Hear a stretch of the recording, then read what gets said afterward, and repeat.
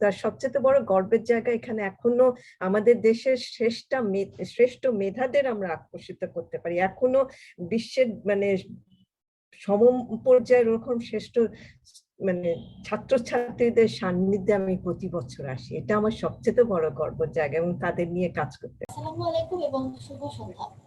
ঢাকা বিশ্ববিদ্যালয়ের শতবর্ষ পূর্তি উপলক্ষে বিশ্ববিদ্যালয়ের innovation creativity and entrepreneurship centre আয়োজিত উদ্ভাবক ও উদ্যোক্তাদের গল্প পর্ব 2 আয়োজনে আপনাদের সকলকে স্বাগত অভিনন্দন জানাচ্ছি। আমি শাবনাজ বিদৌরা।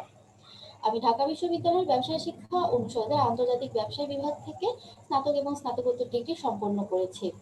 2018 সাল থেকে আমি ইনোভেশন ক্রিয়েটিভিটি অ্যান্ড এন্টারপ্রেনারশিপ সেন্টারের সাথে সরাসরি কাজ করছি। আজকে 2021 সালের 1 জুলাই ঢাকা বিশ্ববিদ্যালয় এবং আমাদের সকলের জন্য একটি গৌরবময় এবং আনন্দের দিন। 1911 সালের আগস্ট মাসে কার্জন হলে একটি রাজনৈতিক সমাবেশে আমাদের বঙ্গভঙ্গ আন্দোলনের পুরোধা ব্যক্তিত্ব স্যার সলিমুল্লাহ ঢাকাতে একটি বিশ্ববিদ্যালয় স্থাপনের দাবি তোলেন এবং 1911 সালে বঙ্গভঙ্গ রদের পর তার সেই দাবি আরো সর্বজনীন রূপ হয়ে ওঠে। পরবর্তীতে নানা ঘাত প্রতিঘাত বের হয়ে 1921 সালের 1 জুলাই থেকে ঢাকা বিশ্ববিদ্যালয় এর আনুষ্ঠানিক কার্যক্রম শুরু করে।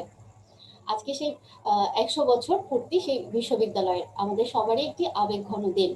কিন্তু করোনা মহামারীর কারণে আমরা সেই উৎসবে যেন অনেকটাই ভাটা পড়েছে, তাই বলে আজকের দিনকে আমরা উৎসব ছাড়াই কাটিয়ে দিতে পারি না। তার প্রেক্ষিতে আমাদের innovation creativity and entrepreneurship centre বছর ব্যাপী একটি উদ্যোগ হাতে নিয়েছে। সেখানে আমরা আরো অনেক কিছু বা আরো অনেক প্রোগ্রাম করব। তার একটি প্রোগ্রাম হচ্ছে উদ্ভাবক ও উদ্যোক্তাদের গল্প পর্ব 2, যেখানে আমাদের মাঝে আজকে প্রথম দিনে উপস্থিত হয়েছেন অধ্যাপক ডক্টর হাসিনা খান ম্যাডাম, গবেষক ও বিজ্ঞানী, বায়োকেমিস্ট্রি এবং মলিকিউলার বায়োলজি বিভাগ, ঢাকা বিশ্ববিদ্যালয়। ম্যাডাম, আপনাকে অভিনন্দন। থ্যাংক ইউ আমাকে আমন্ত্রণ জানানোর জন্য, শাবনাজ। ধন্যবাদ ম্যাডাম। ঢাকা বিশ্ববিদ্যালয়ের innovation creativity and entrepreneurship centre কিন্তু একদিনে হয়ে যায়নি।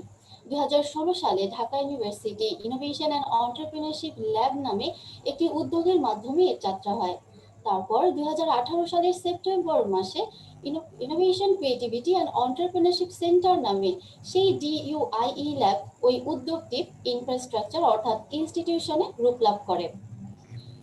তার পেছনেও রয়েছে অনেক ধরনের নানা ঘাত প্রতিঘাতের গল্প।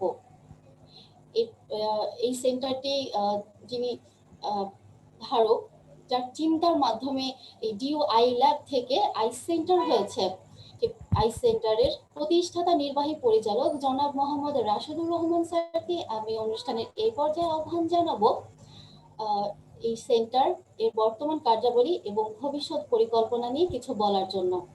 ধন্যবাদ। Over to you sir. আমি বিদরাকে ধন্যবাদ জানাচ্ছি আমাকে এখানে সুযোগ করে দেওয়ার জন্য এবং আজকের যে বিশেষ মুহূর্তটা সেই মুহূর্তে কিছু বলে দেওয়ার জন্য। এবং আমাদের আজকে ঢাকা বিশ্ববিদ্যালয়ের শতবর্ষ উদযাপন হচ্ছে এবং এখানে আমাদের সবচেয়ে প্রিয় একজন ব্যক্তিত্ব যিনি আছেন, আমাদের সবার প্রিয়, আমি যার কাছ থেকে প্রায় যখনই মন খারাপ হয় বা কিছু একটা হয় কথা বলি যে মানে আমি একটু ইন্সপিরেশন দেন। সো এবং মজার ব্যাপার হচ্ছে আমি সায়েন্স এবং অ্যাডভান্স রিসার্চ যে বিষয়গুলোতে ম্যাডাম কাজ করছেন সেই বিষয়গুলোর একেবারেই কম বুঝি, বাট ব্যাপারটা হচ্ছে ম্যাডামও আমাকে সেই বুঝতে দেয় না যে আমি কম বুঝি, কারণ উনি আমাকে ইন্সপিরেশন যেটা দেওয়া দরকার সেটা উনি ঠিকই দেন। তো ম্যাডাম আপনাকেও অসংখ্য ধন্যবাদ এবং আপনাকেও সহ আজকে যারা এই প্রোগ্রামটা দেখছেন এবং আজকে আমাদের সাথে যারা জয়েন করছেন এবং ভবিষ্যতে দেখবেন তাদের সবাইকে আমাদের ঢাকা বিশ্ববিদ্যালয়ে যে আজকে 100তম বছর শেষ হলো এবং একটা নতুন আরেকটা জন্মদিন 101তম বর্ষে আমরা পা দিলাম, সবাইকে শুভ শুভেচ্ছা এবং আশা করছি যে আমাদের যে বিশ্ববিদ্যালয়ের যে নেক্সট লেভেলে যে বিষয়গুলো যার যার অবস্থান থেকে আমরা যা কাজ করব সেটা থেকে চেষ্টা করব এই বিশ্ববিদ্যালয়টাকে সবার মাঝে উপস্থাপন করে রাখার জন্য। তো স্যার ম্যাডাম আমি আপনাকে পারমিশন আমি জাস্ট ছোট করে আইস সেন্টারের সম্বন্ধে অনেকে আমাদের জানার একটু আগ্রহ আছে, একেবারেই নতুন, কিন্তু তারপরেও আমরা চেষ্টা করছি বেশ কিছু কাজ। আমার কয়েকটা স্লাইড আছে, তো স্লাইডগুলো আমি জাস্ট শেয়ার করে দেন আমরা আমাদের মূল পর্বে চলে তো ম্যাডাম আমাদের আই সেন্টারের যে ফোকাস যে মূলত আমরা যেটা সেপ্টেম্বরে 2018 থেকে আমাদের ফর্মালি ইনস্টিটিউশনের আকারে যাত্রা শুরু হয়, এটা সিন্ডিকেটে অ্যাপ্রুভড একটা সেন্টার যেটা ইন্টারডিসিপ্লিনারি, এবং আপনি এটার মূল ফোকাসটাই হচ্ছে আমরা বলি যে একটা ইনোভেশন ড্রিভেন এন্টারপ্রেনিউরিয়াল বাংলাদেশ, এই ভিশন নিয়ে আমরা আগাচ্ছি। এবং আমাদের 3টা এরিয়াতে ফোকাস আছে। একটা ইনোভেশন এন্ড ক্রিয়েটিভিটি যদি আমাদের একটা ফোকাস বলি, entrepreneurship development is another focus, এবং আরেকটা বিষয় হচ্ছে গিয়ে এমপ্লয়াবিলিটি। তো এই এমপ্লয়াবিলিটির এই 3টা এরিয়াতে আমরা সকল বিষয়, যেমন government, university, industry and development sector, এই 3-4টা কোলাবোরেশনে আমাদের সকল কাজকে আমরা চেষ্টা করছি। তো আমাদের এই সেন্টারে আমাদের একটা 19 মেম্বার বোর্ড আছে, এবং তাদের যে মাননীয় ভাইস চ্যান্সেলর মহোদয় এটার চেয়ারম্যান হিসেবে আছেন। বাট এখানে একটা বড় ইন্টারেস্টিং পার্ট হচ্ছে যে আমার মনে হয় এটা মানে বাংলাদেশে তো অবশ্যই, এবং পৃথিবীতে one of the interdisciplinary centre, যেখানে আপনি সরকারের গুরুত্বপূর্ণ মন্ত্রণালয়ের রিপ্রেজেন্টেটিভরা পাবেন, সেন্ট্রাল ব্যাংক থেকে শুরু করে প্রধানমন্ত্রীর কার্যালয়কেও পাবেন। আবার ব্যবসায়ী চেম্বার অফ কমার্স যারা আছে, যে লিডিং ব্যবসায়ী চেম্বার অফ কমার্স, যেমন এফবিসিসিআই, এমসিসিআই, তারা আছেন। সাথে সাথে ঢাকা বিশ্ববিদ্যালয়ের বেশ নেতৃত্ব যারা আছেন তাদের সাথে আছেন। একটা অ্যাডভাইজারি প্যানেলও আছে। সেই অ্যাডভাইজারি প্যানেলের কাজ হচ্ছে মূলত আমাদেরকে অ্যাডভাইস দিবে বিভিন্ন সেক্টর থেকে। তো আমাদের যাত্রাটা যেটা বিদরা শুরু বলেছিল যে আসলে 2016 সাল থেকে 2018 পর্যন্ত আমাদের এই ফেজটা ছিল মোর অফ অ্যাওয়ারনেস ফেজ, এবং এখানে আমরা আমাদের বিশ্ববিদ্যালয় থেকে শুরু করে বা বাংলাদেশের বিভিন্ন মানুষকে আমরা অ্যাওয়ার করেছি যে why do we need a centre on entrepreneurship, innovation and entrepreneurship. এরপরে আমরা বেশ কিছু সেমিনার, অ্যাডভোকেসি, 2018 পর থেকে আমরা প্রায় 6টা কনফারেন্স, সেমিনার থেকে শুরু করে বেশ কিছু ভিজিটও করেছি। তো সবকিছুই একটা অ্যাক্টিভিটি এবং অ্যাওয়ারনেসের ভিতরে আছে, কারণ ইনফ্রাস্ট্রাকচার একটা বড় বিষয়, সেটা আমাদের চেষ্টা করছি। এইভাবেই আমরা বেশ কিছু সেমিনার, অ্যাডভোকেসি, কিছু রিসার্চ কাজ করছি। সেই কাজের পার্সপেক্টিভ থেকে যেমন আমাদের কিছু অ্যাক্টিভিটিস আছে, এটা আমরা আমাদের গ্রুপে শেয়ার করে দিব। এই পুরো জার্নিটাকে আমরা যদি এইভাবে 4টা ফেজে ভাগ করি, যে একটা যেটা বলছিলেন যে অ্যাওয়ারনেস ফেজ, যেখানে আমরা সবাইকে চেষ্টা করেছি বোঝানোর জন্য যে why do we need that. এরপরে আমরা এটাকে ইনস্টিটিউশনালাইজেশন ফরম্যাটে আমাদের সৌভাগ্য হয়েছিল, এবং ঢাকা বিশ্ববিদ্যালয় সেটা গুরুত্ব বুঝে আমাদেরকে সেটা সুযোগ দিয়েছে। এখন আমরা ইনফ্রাস্ট্রাকচার এবং রিসোর্স যে মডেলটা আছে সেখানে আমরা একটু জোর দিচ্ছি। সাথে সাথে কিছু ইনিশিয়েটিভ তো আমাদের হচ্ছে, বাট এবং অচিরেই আমরা একটা গুড নিউজ অলরেডি হয়েছে, সেটা আমরা সবার সাথে শেয়ার করব। ভবিষ্যতে আমরা আশা করছি যে আমাদের ইনিশিয়েটিভস গুলা আপনাদের সবার কাছে তুলে ধরতে পারবো, এবং এটা একটা ইম্প্যাক্টফুল ইন্টারভেনশন হবে। তো আমরা খুব ক্ষুদ্রভাবে, যেমন কয়েকদিন আগে আমরা ইউএনডিপি ওর সাথে আমরা সারা বাংলাদেশের 64টা জেলায় ক্ষুদ্র মাঝারি উদ্যোক্তাদেরকে নিয়ে কাজ করার একটা চেষ্টা করেছিলাম, এবং এখানে আমরা দেখেছি যে 3টা অবজেক্টিভে তাদের কনফিডেন্স বিল্ডিং, তাদেরকে পলিসি ফর্মুলেশনে কিভাবে হেল্প করা যায়, এবং তাকে একটা সাপ্লাই চেইন নেটওয়ার্ক হিসেবে কিভাবে ডেভেলপ করা যায়। আমাদের ওভারঅল আউটকাম গুলো, আমরা সেমিনার, অ্যাডভোকেসি, ট্রেনিং, আমরা 40 ঘন্টার ট্রেনিং দিয়েছি, 100 ঘন্টার মেন্টরশিপ দিয়েছি, আমরা 5টা বিষয়ে কাজ করেছি রিসার্চ আকারে। এটা আমরা খুব এই মাসেই আমরা একটা সামিট আকারে প্রেজেন্ট করব আমাদের ফাইন্ডিংস গুলা। সাথে সাথে আমরা প্রায় 8000-এর মতো সারা বাংলাদেশে বিভিন্ন জেলায় যারা আছেন তাদের উদ্যোক্তাদের গল্প শুনছি, এবং এই উদ্যোক্তারা আমাদেরকে বিভিন্ন সময় তাদের মতামত, তাদের অভিজ্ঞতা, তাদের চ্যালেঞ্জ, তাদের স্টোরি গুলা শুনেছে। গত ইউএন ডে তে, এই যে গত 27 তারিখে আমরা একটা প্রোগ্রাম করলাম ইউএন এসএমই ডে উপলক্ষে। কেমন আছেন ক্ষুদ্র ও মাঝারি উদ্যোক্তাদের গল্পগুলো তাদেরকে নিয়ে আমরা শুনেছি, তাদের কথাগুলো, সেগুলো নিয়ে আমরা চেষ্টা করছি কিছু পলিসি ইনফ্লুয়েন্স করার। আমরা বাংলাদেশ ব্যাংকে গতকালই আমরা সেকেন্ড স্টিমুলাস প্যাকেজের আওতায় তাদের যাতে আসে, আমাদের কিছু ফাইন্ডিংস, প্রজেক্টের ফাইন্ডিংস এর রিকমেন্ডেশন আমরা তাদের সাথে শেয়ার করেছি পলিসি ইনফ্লুয়েন্সের পার্ট হিসেবে। তো এইটা আমাদের জন্য গুড নিউজ। আমাদের ইনফ্রাস্ট্রাকচারাল পার্ট, যেটা আমরা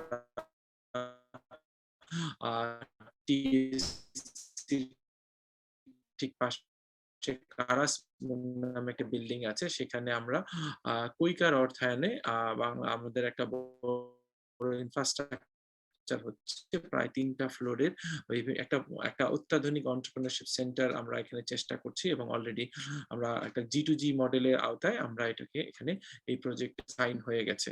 তো আমরা কনসোর্টিয়াম পার্টনার হিসেবে কোরিয়া পলিটি আমাদেরকে কন্টেন্ট এবং ডিজাইন 2টা পার্টকে সাহায্য করবে।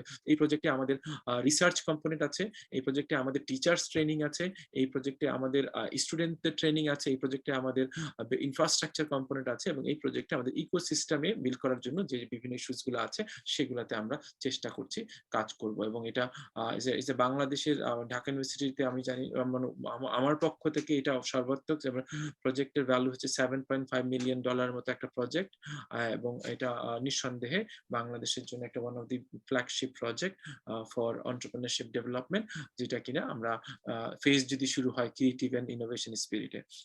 তো আমাদের আজকে আমরা যে কারণে এসে উপস্থিত হয়েছি যে সৃজনশীলতা, উদ্যোগ এবং উৎকর্ষের শতবর্ষ। তো আজকে আমরা বছরব্যাপী শুরুটা করছি আজকেই। তো এবং এখানে আমরা আজকে থেকে আমরা বেশ কিছু ইনিশিয়েটিভ শুরু করব। তো আমরা আজকে যে প্রোগ্রাম নিয়ে আসলে আমরা শুরু করেছি যে উদ্ভাবক ও উদ্যোক্তাদের গল্প, সেটা থেকেই আপনাদের সবার কাছে অনুরোধ হচ্ছে যে আপনারা সহায়তা দিবেন, বুদ্ধি দিবেন এবং আইডিয়া দিবেন আমাদের আগামী বছরগুলোর প্রোগ্রামে কিভাবে আর ভালো করা যায়। আমরা আপনাদেরকে ডিটেইল প্ল্যানটা শেয়ার করব। সো বিদরা, ওভার টু ইউ। অসংখ্য ধন্যবাদ স্যার। ঢাকা বিশ্ববিদ্যালয় 1921 সাল থেকে তার যাত্রা শুরু করে আজ 2021 সালে 100তম বর্ষে পদার্পণ করেছে এবং 101তম বর্ষে পদার্পণ করেছে আসলে বলা যায়। তো আমাদের সবারই একটা পরিকল্পনা ছিল যে আজকের এই দিনটাকে আমরা নানা উৎসব অনুষ্ঠানের মাধ্যমে পালন করব, কিন্তু করোনার জন্য যেহেতু এটা ভাটা পড়েছে, তো আমাদের কর্তৃপক্ষের আদেশক্রমে নভেম্বর মাসে ইন পার্সন করার পরিকল্পনা আছে। তো তার জন্য তো আমরা অপেক্ষা করতেই পারি, তো তার আগে আমাদের স্যার যেরকম বললেন যে আমাদের বছরব্যাপী উদযাপন হবে, এটা ইনোভেশন, ক্রিয়েটিভিটি এন্ড এন্টারপ্রেনারশিপ সেন্টারের পক্ষ থেকেই হবে। এই পর্যায়ে আমি আমার বক্তব্য দীর্ঘায়িত না করে সরাসরি হাসিনা ম্যাডামের কাছে চলে যাব। তবে তার আগে চলুন ম্যাডাম সম্পর্কে একটু আমরা ছোট্ট করে জেনে নিই। হাসিনা খান ম্যাডাম বাংলাদেশের একজন স্বনামধন্য গবেষক, বিজ্ঞানী এবং বাংলাদেশ একাডেমি অফ সায়েন্সের সহযোগী। তিনি পদ্মার ইলিশ, টেনুলোজা ইলিশার জিনোম ডিকোডিং এর নেতৃত্ব দেওয়ার বিশেষভাবে পরিচিত। তিনি গবেষণা ও প্রশিক্ষণে তার অবদানের জন্য বাংলাদেশ সরকার প্রদত্ত সর্বোচ্চ রাষ্ট্রীয় সম্মান স্বাধীনতা দিবস পুরস্কারে ভূষিত হয়েছিলেন। মকসুদুল আলমের নেতৃত্বে পার্ট জিনোম ডিকোডিং এর অবদানের জন্য হাসিনা খান ম্যাডাম পরিচিত। ম্যাডামের জন্ম পুরান ঢাকার গ্যান্ডারিয়ায়। বাবার চাকরি সূত্রে তার শৈশব কেটেছে ভারতবর্ষের কলকাতায়। বিবাহিত জীবনে তিনি এক কন্যা সন্তানের জননী। হাসিনা খান ম্যাডাম কলকাতায় একটি মিশনারি স্কুলে তার স্কুল জীবন শুরু করেছিলেন। 1970 সালে তিনি ও লেভেল সম্পন্ন করেন। 1974 সালে তিনি হলিক্রস কলেজ থেকে এইচএসসি পাশ করেন এবং ঢাকা বিশ্ববিদ্যালয়ের বায়োকেমিস্ট্রি বিভাগে ভর্তি হন। 1976 সালে তিনি স্নাতক শেষ করেন। এরপর 1985 সালে ম্যাডাম ইংল্যান্ডের সাসেক্স বিশ্ববিদ্যালয় থেকে মলিকুলার বায়োলজিতে পিএইচডি ডিগ্রি অর্জন করেন। 1995 সালে তিনি বিশ্ববিদ্যালয়ের বায়োকেমিস্ট্রি এবং মলিকিউলার বায়োলজি বিভাগের প্রধান হিসেবে দায়িত্ব পালন করেন। এছাড়াও 2001 সাল থেকে 2005 সাল পর্যন্ত জেনেটিক্স এবং বায়োটেকনোলজি বিভাগের প্রতিষ্ঠাতা চেয়ারম্যান হিসেবেও দায়িত্ব পালন করেছেন। বর্তমানে তিনি বাংলাদেশ বিজ্ঞান একাডেমিতে সহযোগী হিসেবে কাজ করছেন। 2018 সালে হাসিনা খান ম্যাডাম এবং তার দল টেনুলোজা ইলিশা জিনোম প্রকল্পের মাধ্যমে বাংলাদেশের জাতীয় মাছ ইলিশের জিনোম সিকোয়েন্স ডিকোড করেছিলেন। ম্যাডামের ঝুলিতে রয়েছে অসংখ্য পুরস্কার। এর মধ্যে উল্লেখযোগ্য হচ্ছে independence day award 2019, UNESCO ROSTSCA award for young scientist 1989, Bangladesh academy of sciences এমোগনি gold medal 2011 for contribution on discovered genome sequence of jute Kazi Mahbubuddin gold award 2015, Moni Singh Fahad memorial trust award 2016 পদক। একই সাথে ম্যাডামের রয়েছে 50-এরও অধিক গবেষণাপত্র। অসম্ভব রকমের মেধাবী, পরিশ্রমী এবং গুণী এই মানুষটি ঢাকা বিশ্ববিদ্যালয় সহ সারা দেশের গৌরব। আজকে আমাদের মাঝে ম্যাডামকে পেয়ে আমরা আসলে গৌরবান্বিত। বিশেষ করে আমি ঢাকা বিশ্ববিদ্যালয়ের একজন শিক্ষার্থী এবং আই সেন্টারের রিসার্চ অ্যাসিস্ট্যান্ট হিসেবে কাজ করার সময় ম্যাডামের মতো একজন মানুষের সামনে থাকবে এবং আমি সেই প্রোগ্রামটি হোস্ট করব, এটা ভাবতে পেরে আমি অনেক গর্বিত। আমি আমার বক্তব্য আর দীর্ঘায়িত করবো না ম্যাডাম। অসংখ্য ধন্যবাদ, আপনাকে 7:30 থেকে বসিয়ে রেখেছি। আমরা আন্তরিকভাবে দুঃখিত এই কারণটিতে, এই বিষয়টির জন্য। তো আমি এখন আমাদের ইনোভেশন, ক্রিয়েটিভিটি, এন্টারপ্রেনারশিপ সেন্টারের এক্সিকিউটিভ ডিরেক্টর জনাব মোহাম্মদ রাশেদুর রহমান স্যারকে অনুরোধ করব এই ইন্টারভিউ সেশনটি পরিচালনা করার জন্য। এবং যারা জুমে পার্টিসিপেট আছেন তাদেরকে বলবো, আপনাদের যদি কোনো প্রশ্ন থেকে থাকে আপনারা আমাদের জুম চ্যাট বক্সে করবেন। আমরা অবশ্যই আপনার প্রশ্নটি নিব এবং কিউএনএ সেশনে তার যথাযথ উত্তর প্রদানেরও চেষ্টা করব।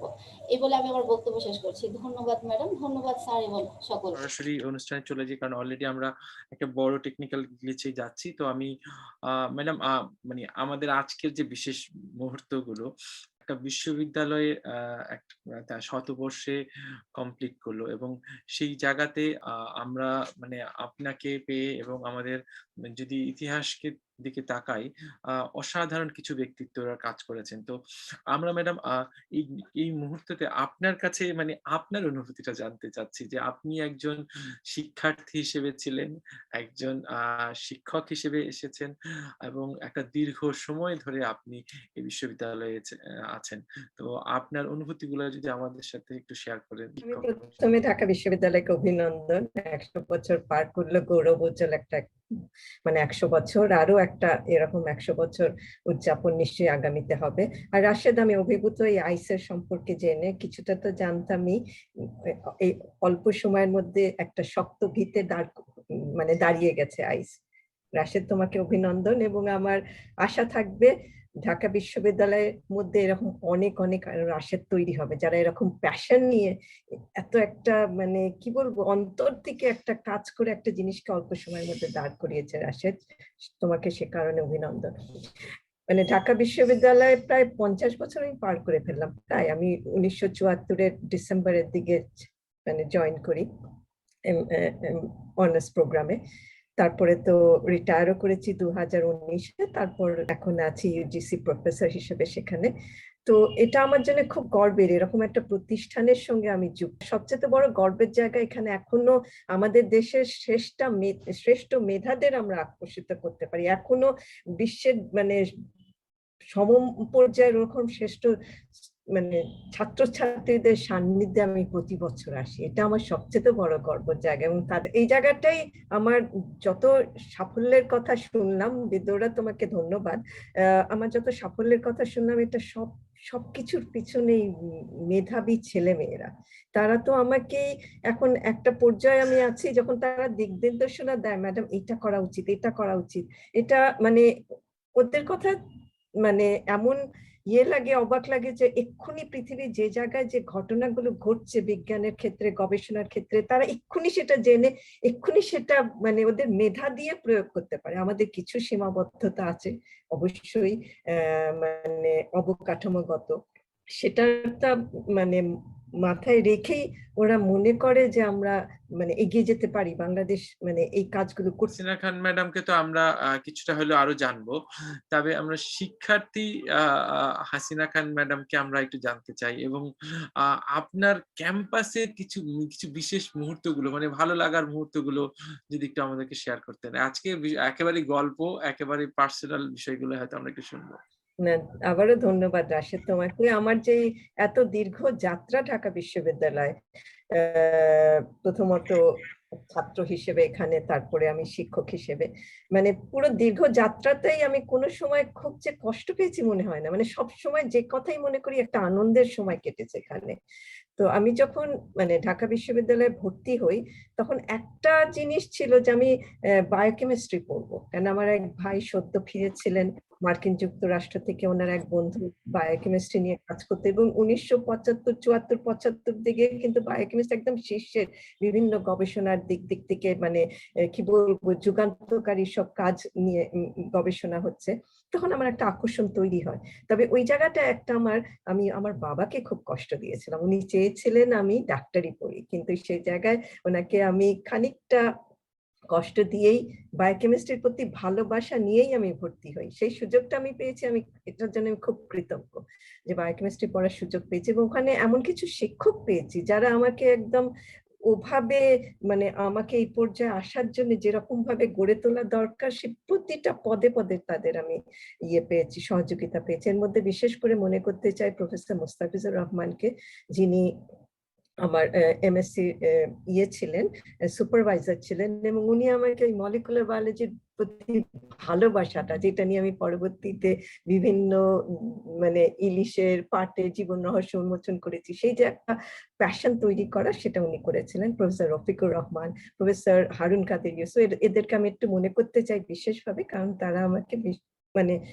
খুবই ইনফ্লুয়েন্স করেছেন আমাকে এইভাবে এই পর্যায়ে আসার জন্য।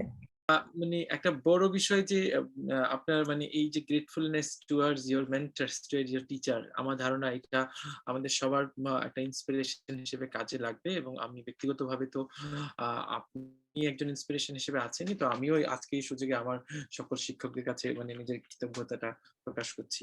ম্যাডাম, একজন শিক্ষার্থী হিসেবে আপনি দেখেছেন একটা বিশেষ ক্যাম্পাসকে, এবং আপনি যেটা বলছিলেন যে আপনাকে ইন্সপায়ার করেছে আপনার বিভিন্ন শিক্ষক, এবং সেই বিষয়গুলো থেকে আপনি এখন আবার একজন শিক্ষক হিসেবে দীর্ঘ প্রায় 50 বছরের মতো সময় আপনি গবেষক হিসেবে তো আছেন, কিন্তু শিক্ষক হিসেবে আপনি যে এই যে পরিবর্তনটা দেখছেন, যে ক্লাসরুমে পরিবর্তন, চিন্তায় পরিবর্তন, তো এই পরিবর্তনগুলো আসলে ম্যাডাম আপনি মানে আপনার চোখে সাধারণ এই পরিবর্তনগুলো কোনগুলা, এবং সেগুলা নিয়ে হয়তো আমরা কিছু পরবর্তী সময় আরো কিছু চিন্তা করব। পরিবর্তনের মধ্যে আমি বলি, আমি যখন মানে এমএসসি পর্যায়ে রিসার্চ করছি, রিসার্চ করার জন্য যে অন্যান্যরা কি কাজ করেছে সেই ধারণাগুলো পাওয়া, আমাদের পাবলিকেশনের অ্যাক্সেস খুব লিমিটেড ছিল। এখনকার মতন এই ইন্টারনেটের সহজলভ্যতা তো ছিলই না। আমার মনে আছে আমাদের আইসিডিডিআরবি যেতে হতো এবং বাসে করে যেতাম, মহিলা বলে বাসে উঠতে দিত না, সিট খালি নাই বলে, মানে অনেক কষ্ট করে এভাবে আমাদের কাজ করতে হয়েছে। এবং আমরা বন্ধুরা মিলে মানে ফটোকপিং করারও সুবিধা ছিল না, ওই কার্বন পেপার রেখে লিখতাম, ও একজন একটা বিষয় লিখছি তো আরেকজন আর একটা বিষয় লিখছি, তো খুবই কষ্টের ছিল ব্যাপারটা, কিন্তু আবার আনন্দেরও ছিল, একটা চ্যালেঞ্জিংও ছিল যে আমরা এভাবে নতুন কিছু জানতে পারছি। সেই দিক থেকে আমাদের সবচেয়ে বড় পরিবর্তন এসছে এই মুহূর্তে, the ready access to all the information. যা কাজ হচ্ছে এই মুহূর্তে পৃথিবীর যে কোনো জায়গায়, তার যে অ্যাক্সেসটা পাওয়া, এটা একটা অনেক বড় মানে পজিটিভ ইয়ে, যে কারণে আমরা চিন্তা করতে পারছি যে এই মুহূর্তে অন্যরা কি করছে আমিও এটা করতে পারি, আমিও এরকম কাজ করতে পারি, যেটা একটা অনেক পরিবর্তন এনেছে। আর আরেকটা বিষয় তো, আমাদের সে সময় ফান্ডিং এর যে অপ্রতুলতা ছিল সেটা এখন অনেকটাই কম, এখন ইনফ্রাস্ট্রাকচার অনেক ভালো হয়েছে। আমি ছাত্র অবস্থায় যেরকম ইনফ্রাস্ট্রাকচার পেয়েছি তার চেয়ে অনেক ভালো। সেই পজিটিভ অনেক পরিবর্তন তো হয়েছে। আমি শিক্ষক অবস্থায় আমি মানে এটা যে দেখে যেতে পেরেছি এরকম পরিবর্তন, এবং এই ছেলে মেয়েদের নিয়ে এইসব পরিবেশে কাজ করার সুযোগ হয়েছে, তার জন্য আমি খুবই কৃতজ্ঞ। খুবই ধন্যবাদ। এবং আপনি নিশ্চয়ই জানবেন যে আমাদের ঢাকা বিশ্ববিদ্যালয়ের শতবর্ষ উপলক্ষে আমাদের গবেষণাকে আমরা দেখছি যে আমাদের মাননীয় vice chancellor, pro vice chancellor সহ আমাদের সর্বোচ্চ মহল থেকে একটি গুরুত্বপূর্ণ হিসেবে দেখা হচ্ছে, এবং এটাকে এনকারেজ করার জন্য বিভিন্ন সীমিত সীমাবদ্ধতার ভিতরে হলেও কিছু ইনিশিয়েটিভ নেওয়া হচ্ছে। যেমন একটা বড় অনেকগুলো প্রকল্প নেওয়া হচ্ছে বিভিন্ন ডিপার্টমেন্ট থেকে, কিছু বই পাবলিশ করা হবে শতবর্ষ উপলক্ষে। তো আমার ধারণা এটা মানে ফাইন্যান্স হিসেবে বা ফান্ডিং হিসেবে খুবই অপ্রতুল, বাট আমার ধারণা একটা মোমেন্টাম হিসেবে হয়তো শুরুটা খুব সুন্দর হচ্ছে। এবং এই শতবর্ষে আজকের এই মুহূর্তটা মনে হয় এটার জন্য আরো অনেক ভালো হিসেবে কাজ করছে। তো ম্যাডাম, আমার কাছে মানে একজন বিভিন্ন অ্যাঙ্গেল থেকে আপনাকে তো প্রশ্ন করা যায়, বাট আপনি যেটা গবেষক হিসেবে যদি এখন প্রশ্ন করি যে আপনার লাইফে মানে মানে পার্সোনাল লাইফ এবং life of A both researcher as well as a teacher, so এই দুইটা লাইফে মানে আমরা হিস্টোরিক্যালি এখন ওয়ার্ক লাইফ ব্যালেন্স নিয়ে অনেক কথা বলছি, এবং সেই জায়গায় দেখা যাচ্ছে যে অনেক ধরনের চ্যালেঞ্জ আছে। তো সেই জায়গায় বাংলাদেশের কনটেক্সটে আপনি শুধু এটা অতিক্রমই করেননি, আপনি একটা রোল মডেল হিসেবে আছেন। তো আমার প্রশ্ন হচ্ছে আপনার কাছে, how did you balance the work and life, personal life including families? So এই জায়গাটাতে আপনার কাছে প্রতিবন্ধকতাগুলো কি ছিল? এটা আপনার বাসায়, আপনার পরিবেশ, আপনার চারপাশে, এবং সেটা অনুযায়ী আপনি কিভাবে অতিক্রম করলেন? না, থ্যাংক ইউ। যাত্রাটা সহজ ছিল না, একেবারেই না। মানে কারোর জন্যই মানে ওয়ার্ক এবং ইয়ে তার বাড়ি এটা সামলানো ডিফিকাল্ট, মেয়েদের জন্য। তবুও বলবো মেয়েরা কিন্তু অনেক বেশি মানে দেখছি যে সফল হচ্ছে দুটো ব্যালেন্স করতে। আমার জন্য ডিফিকাল্ট ছিল, কিন্তু একদিক থেকে আমি খুবই কি বলবো সৌভাগ্যবান যে ওরকম পরিবার পেয়েছি, আমি স্বামী পেয়েছি যিনি আমাকে প্রতি পদেই খুবই সাহায্য করেছেন। তারপরেও একটা দীর্ঘ সময় তো আমাকে পার হতে মানে কাটাতে হতো বিশ্ববিদ্যালয়ে, কেন গবেষণা তো 9টা 5টা কোনো জিনিস না, এক্ষুনি আমি থামিয়ে দিয়ে 5টা বেজে গেছে, আমি ইউনিভার্সিটি ফেরার বাসটা রয়েছে সেটা নিয়ে চলে যাই, সেটা কোনো সময় ছিল না। তো সেটা করতে গিয়ে যেটা হয়েছে, আমার একটি মাত্র সন্তান, এটা আপনারা জেনেছেন বিদুরার ইয়ের থেকে, তো তাকে আমি একটু কম সময় দিয়েছি। তাকে স্কুল থেকে কোনোদিনই আমি গিয়ে তুলতে পারিনি, ওর বাবাই যেত। একদিন আমাকে যেতে হয়েছিল, সেটা এখনো আমার কাছে খুবই একটা কষ্টের বিষয়, অনেক জায়গায় এটা আমি শেয়ার করেছি। একদিন ওর বাবা যেতে পারিনি, আমি ওর স্কুলে গেছিলাম ওকে তুলতে। তোর বন্ধুরা একটু খানিকটা তো বাচ্চারা একটু কি বলবো নিষ্ঠুরই হয় খানিক সময় না বুঝেই, তো ওকে বলছে ইংরেজিতেই হচ্ছে আমার মেয়েকে, ও ইউ হ্যাভ আ মাদার, মানে আমি যে কোনোদিনই যেতাম না, এবং সেটাতে আমার মেয়ে এত কষ্ট পেয়েছিল যে মানে কয়েকদিন ওইটার থেকেও মানে হতো, নিজেকে বের করতে পারছিল না, বলতো মা তোমাকে আর যেতে হবে না। তো এরকম সময়ও পার হতে হয়েছে। তো তারপরে বিশেষ করে যখন আমি জেনেটিক ইঞ্জিনিয়ারিং এবং বায়োটেকনোলজি বিভাগের দায়িত্ব নিই, এটা কিন্তু হঠাৎ করেই আন্ডারগ্রাজুয়েট প্রোগ্রাম দিয়ে শুরু হয়ে গেছিল। আমাদের কিন্তু বেশিরভাগই নতুন বিভাগ মাস্টার্স পর্যায় থেকে শুরু হয়, যে ম্যাচিউরড স্টুডেন্টরা আসে, তাদের নিয়ে মানে পাঠদানের মাধ্যমেই প্রক্রিয়াটা চলে আন্ডারগ্রাজুয়েট প্রোগ্রাম খোলা। কিন্তু এই ক্ষেত্রে একদম আন্ডারগ্রাজুয়েট প্রোগ্রাম দেওয়া এমন একটা বিষয় যেখানে বাংলাদেশের মানে শ্রেষ্ঠ মানে স্টুডেন্টরাই আকৃষ্ট হয়ে এখানে ভর্তি হয়েছিল সেই সময়। এখনো কিন্তু এটা অনেক মানে ভালো স্টুডেন্টদেরই আকর্ষিত করে। তো কেউ কেউ ছিল যারা ঢাকা মেডিকেল কলেজে চান্স পেয়েছে, বুয়েটের কম্পিউটার সায়েন্সে চান্স পেয়েছে, তারপরে গুলো ছেড়েই তারা এই নতুন বিভাগে ভর্তি হচ্ছিল, এবং এটা নতুন বিভাগ, আমার দায়িত্ব, তাই খুবই আমাকে সবসময় এটা নিয়ে বাসায়ও চিন্তা করতে হতো কিভাবে ওই পরিবেশটা তৈরি করা যায় যাতে এরা যে আগ্রহ নিয়ে এসছে, যে আকাঙ্ক্ষা নিয়ে এসছে সেটা তৈরি করা যায়। কোনো শিক্ষকও সে সময় ছিল না। তো এরকম পরিবেশে বাসায়ও আমাকে এটা নিয়ে চিন্তা ভাবনা কথাবার্তা, সেটা আমার মেয়ে খুবই কষ্ট পেত যে আমি ওকে অতটা সময় না দিয়ে বাসায় এসেও এটা নিয়ে চিন্তা করি। আমি একটা ছোট্ট উদাহরণ দিই। একদিন আমার বেশ মাথা ব্যথা, মেয়েটাকে একটু কাছে পাওয়ার জন্য বললাম মা আয় তো আমার একটু মাথা টিপে দে। ও মানে ভীষণ রাগ দেখে দপদপ করে হেঁটে গিয়ে বলে তোমার জেনেটিক ইঞ্জিনিয়ারিং ছেলে মেয়েদের ডাকো। মানে এইরকম সময় গেছে, তো এই যাত্রাটা খুব একটা সহজ ছিল না। যেমন মানে গবেষণার ক্ষেত্রেও আমাকে অনেক সময় দিতে হয়েছে, এবং নতুন একটা বিভাগ প্রতিষ্ঠা করতে গিয়েও আমার অনেকটা সময় গেছে। ম্যাডাম তাই অনেক ধন্যবাদ। তবে পরিবার থেকে সহযোগিতা পেয়েছিলাম। আমার মেয়ে আমাকে একটু কম পেয়েছে, কিন্তু কোনো আদর যত্নের কম হয়নি। আমার পরিবার থেকে ওইটা ওর মানে আমার শাশুড়ি ছিলেন, সেটা উনি খুব ইয়ে করেই ওকে যত্ন করেই আসলে আমার অভাবটা বুঝতে অতটা দেননি। ম্যাডাম আমার ধারণা আজকে উনি দেখছেন যখন আপনার এই কাজের যে এই একাগ্রতা এবং এই ডেডিকেশন এবং এইটার যে রেজাল্ট আমাদের সারা বাংলাদেশের জন্য যেটা আসছে, এবং আমার ধারণা she must be really proud of now, এবং তার সে অবশ্যই সে কিছুটা বঞ্চিত হয়েছে, but at the same time অনেকে অনেক বেনিফিটেড হয়েছে আপনার কাজ দ্বারা এবং অনুভূতি দ্বারা।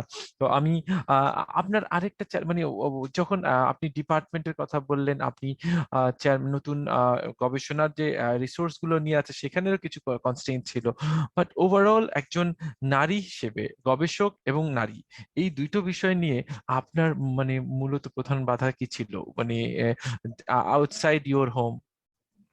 এই প্রশ্নটা কিন্তু সবাই করে, এবং তাদের সবাইকে আমি একটু বলতে হয় হতাশই করি, বলে যে না নারী হিসেবে আমার কোনো তেমন গবেষণা করতে সমস্যা হয়নি। মানে সত্যি কথা বলতে এইটা কিন্তু আমি গর্বের সাথেই বলি। ছোটখাটো হিকাপ সেটা আমি নারী বলে না, অন্য যে কোনো গবেষকদেরই হয়তো মানে মুখোমুখি হতে হয়েছে, কিন্তু সত্যি কথা বলতে আমি ওরকম কোনো চ্যালেঞ্জ বাংলাদেশের মতন দেশে থেকে আমি কোনোদিনই বোধ করিনি। তাই নারী হিসেবে মানে ওটা চ্যালেঞ্জ ছিল না, কাজ করার পরিবেশটা যে নাই সেটা ঠিক না। কিন্তু আমি যেটা বোধ করেছি, মানে কিছু কিছু সীমাবদ্ধতা তো থাকেই। আমি যখন নিজে কাজ করতাম এমএসসি পর্যায়ে, রাত করে কাজ করতে হতো। শুধু গাড়ি বাসার থেকে আসলেই যথেষ্ট ছিল না, ভাইদের কাউকে আসতে হতো আমাকে রাতের সাথে মানে ইয়ে করার জন্য। তা এখনো সেই সমস্যাটা কিছু রয়ে গেছে। এখনো যখন মেয়েদের নিয়ে একটু দীর্ঘ সময় কাজ করতে হয়, তখন একটা চিন্তা থাকে মেয়েটি ফিরবে কি করে, এত রাত করে যাবে। এই বিষয়গুলো ছিল ছোট ছোট চ্যালেঞ্জ। তাছাড়া আমি কোনো বড় চ্যালেঞ্জ ফেস করিনি। এটা ম্যাডাম, অনেকে হতাশ করে, শুনতে চায় যে নারী হিসেবে আমি অনেক সমস্যা করছি, না পাইনি। জি ম্যাডাম, মানে এবং আপনি যেটা বললেন যে মানে খুব সুন্দরভাবে যে একটা পরিবারের সাপোর্ট, একটা ডিপার্টমেন্টের সাপোর্ট, এই যে এই সাপোর্টটা পেয়েছে, এবং অনেকের ক্ষেত্রে আমাদের এটা পাওয়াটা অনেক কষ্ট হয়। সেই ক্ষেত্রে হয়তো আপনি যেহেতু এটা এসছে, এই সাপোর্টটা আপনি পেয়েছেন, বাট আমার ধারণা আপনি অনেক হাম্বলও হচ্ছেন যে কিছু কিছু কনস্ট্রেইন আপনি শেয়ার করছেন না, বাট আই ফিল যে অন্যান্যদের অনেকের ক্ষেত্রে শেয়ার প্রবলেম গুলো হয়তো আসছে। তো আমি ম্যাডাম আপনাদের আপনার গবেষণা কাজকে মানে যদি অনেকগুলো অ্যাঙ্গেল থেকে দেখবো, এবং আমি আসলে নিজে এই গবেষণা থেকে একেবারেই বলবো শিশু, বাট আমি একজন প্রফেসর হাসিনা খানের একেবারে দৈনন্দিন লাইফ সম্বন্ধে যদি জানতে চাই যে how does she spend a day. So আপনি বের হলেন, আপনি চিন্তা করলেন, সো গবেষণায় যখন প্রত্যেক দিন শুরু করেন, আপনার সেই স্পিরিটটা কি থাকে, এবং সেটা অনুযায়ী আপনার কিভাবে আপনি আপনাকে মোটিভেট করেন। তো সেরকম একটা প্রশ্ন, যদি তরুণ যারা ভবিষ্যতে গবেষক হতে চায় বা ভালো শিক্ষক হতে চায়, তারা আসলে একটা দিন কিভাবে শুরু করবে, যেটা আপনার থেকে শিখবে। না, ধন্যবাদ। আমি যেটা বোধ করি আমার জন্য, যেটা খুব মানে কাজে দিয়েছে সারা জীবনই, আমার বাবার ওই রকম শাসন, যেটা খুব ভোরে উঠতে হবে, খুব সকালে উঠতে হবে, সেই জিনিসটা আমি এখনো মেনটেন করি। আমি এখনো এখন তো 4:30-5টার মধ্যে উঠি। সকালটা কিন্তু যে কোনো দিনের মানে বেস্ট সময় আমার কাছে মনে হয়েছে। আজকাল তো ছেলেমেয়েরা রাত জাগে, কিন্তু সকালটা যে এত সুন্দর সেটা দেখা উচিত তোমাদের। সুন্দর সকাল, সুন্দর পরিবেশ, এবং তখন কেন জানি আপনার থেকেই সতেজ থাকে একজন মানুষ। তো আমি সকাল উঠে বাসার কিছু কাজ সেরেই, একটু তো রুটিনের পরিবর্তন ঘটেছে করোনার কারণে, নইলে আমি 8টার মধ্যে বিশ্ববিদ্যালয়ে হাজির। তো তখন আমার সময় মানে যেটা ওই সময়টা আমি নতুন যে গবেষণাগুলো হয়েছে সেগুলো নিয়ে পড়াশোনা ইন্টারনেটের মাধ্যমে।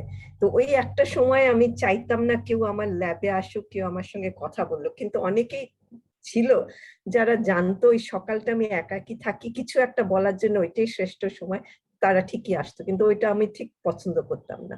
তো এভাবে আমার ঘন্টা 2, 8টার থেকে 10টা আমি চাইতাম নিরবিচ্ছিন্ন ভাবে পড়াশোনা করতে। অনেক সময় এর মধ্যে ক্লাসও একটা হয়তো নিতে হতো।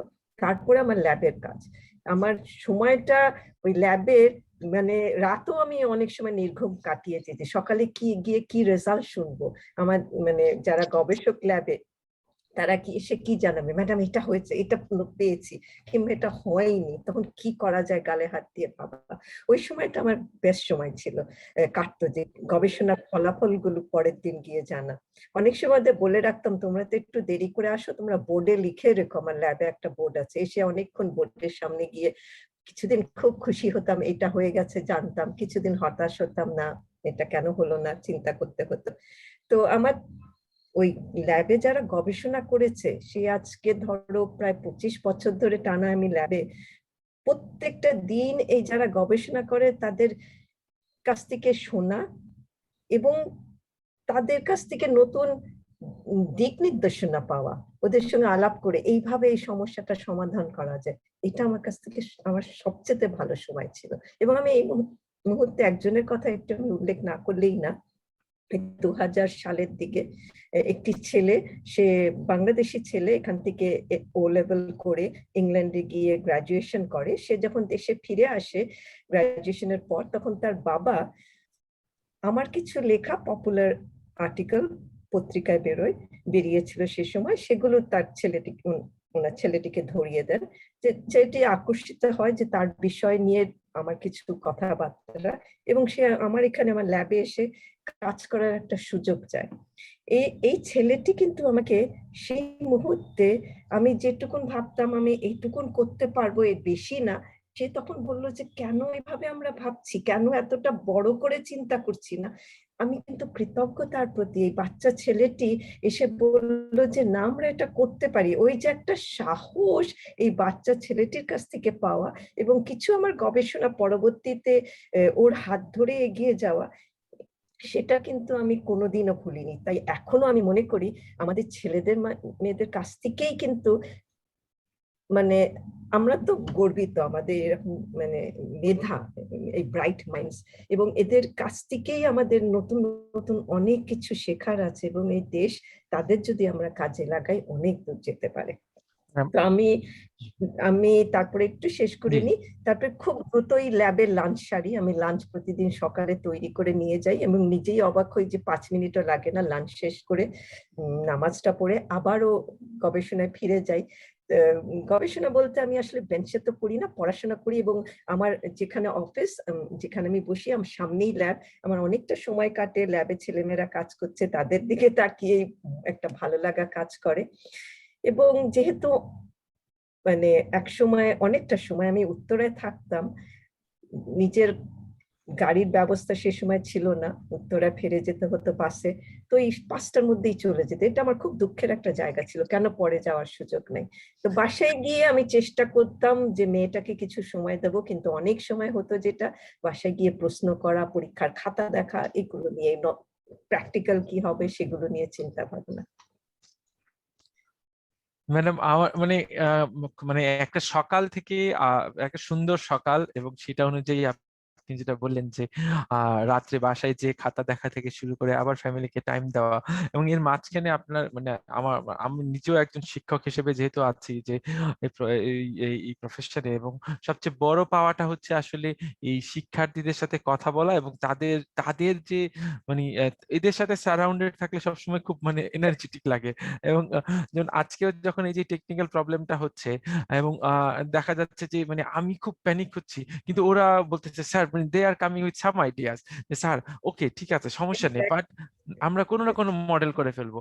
তো আমি আসলে মানে এদের কাছ থেকে আপনার যে পাওয়া, এবং আপনি যেটা যে ছাত্রের উদাহরণ দিলেন, এবং আমার ধারণা সে যদি আজকে জানে সে নিশ্চয়ই আরো প্রাউড ফিল করবে যে আমাদের প্রফেসর হাসিনা খান ম্যাডাম তার দ্বারাও ইন্সপায়ার্ড হয়েছে, এবং আমরাও সবাই আসলে মানে এই যে শিক্ষার্থীরাই শিক্ষক দ্বারা ইন্সপায়ার্ড হচ্ছে এই বিষয়টা কিন্তু না, এটা অলওয়েজ একটা মিউচুয়াল।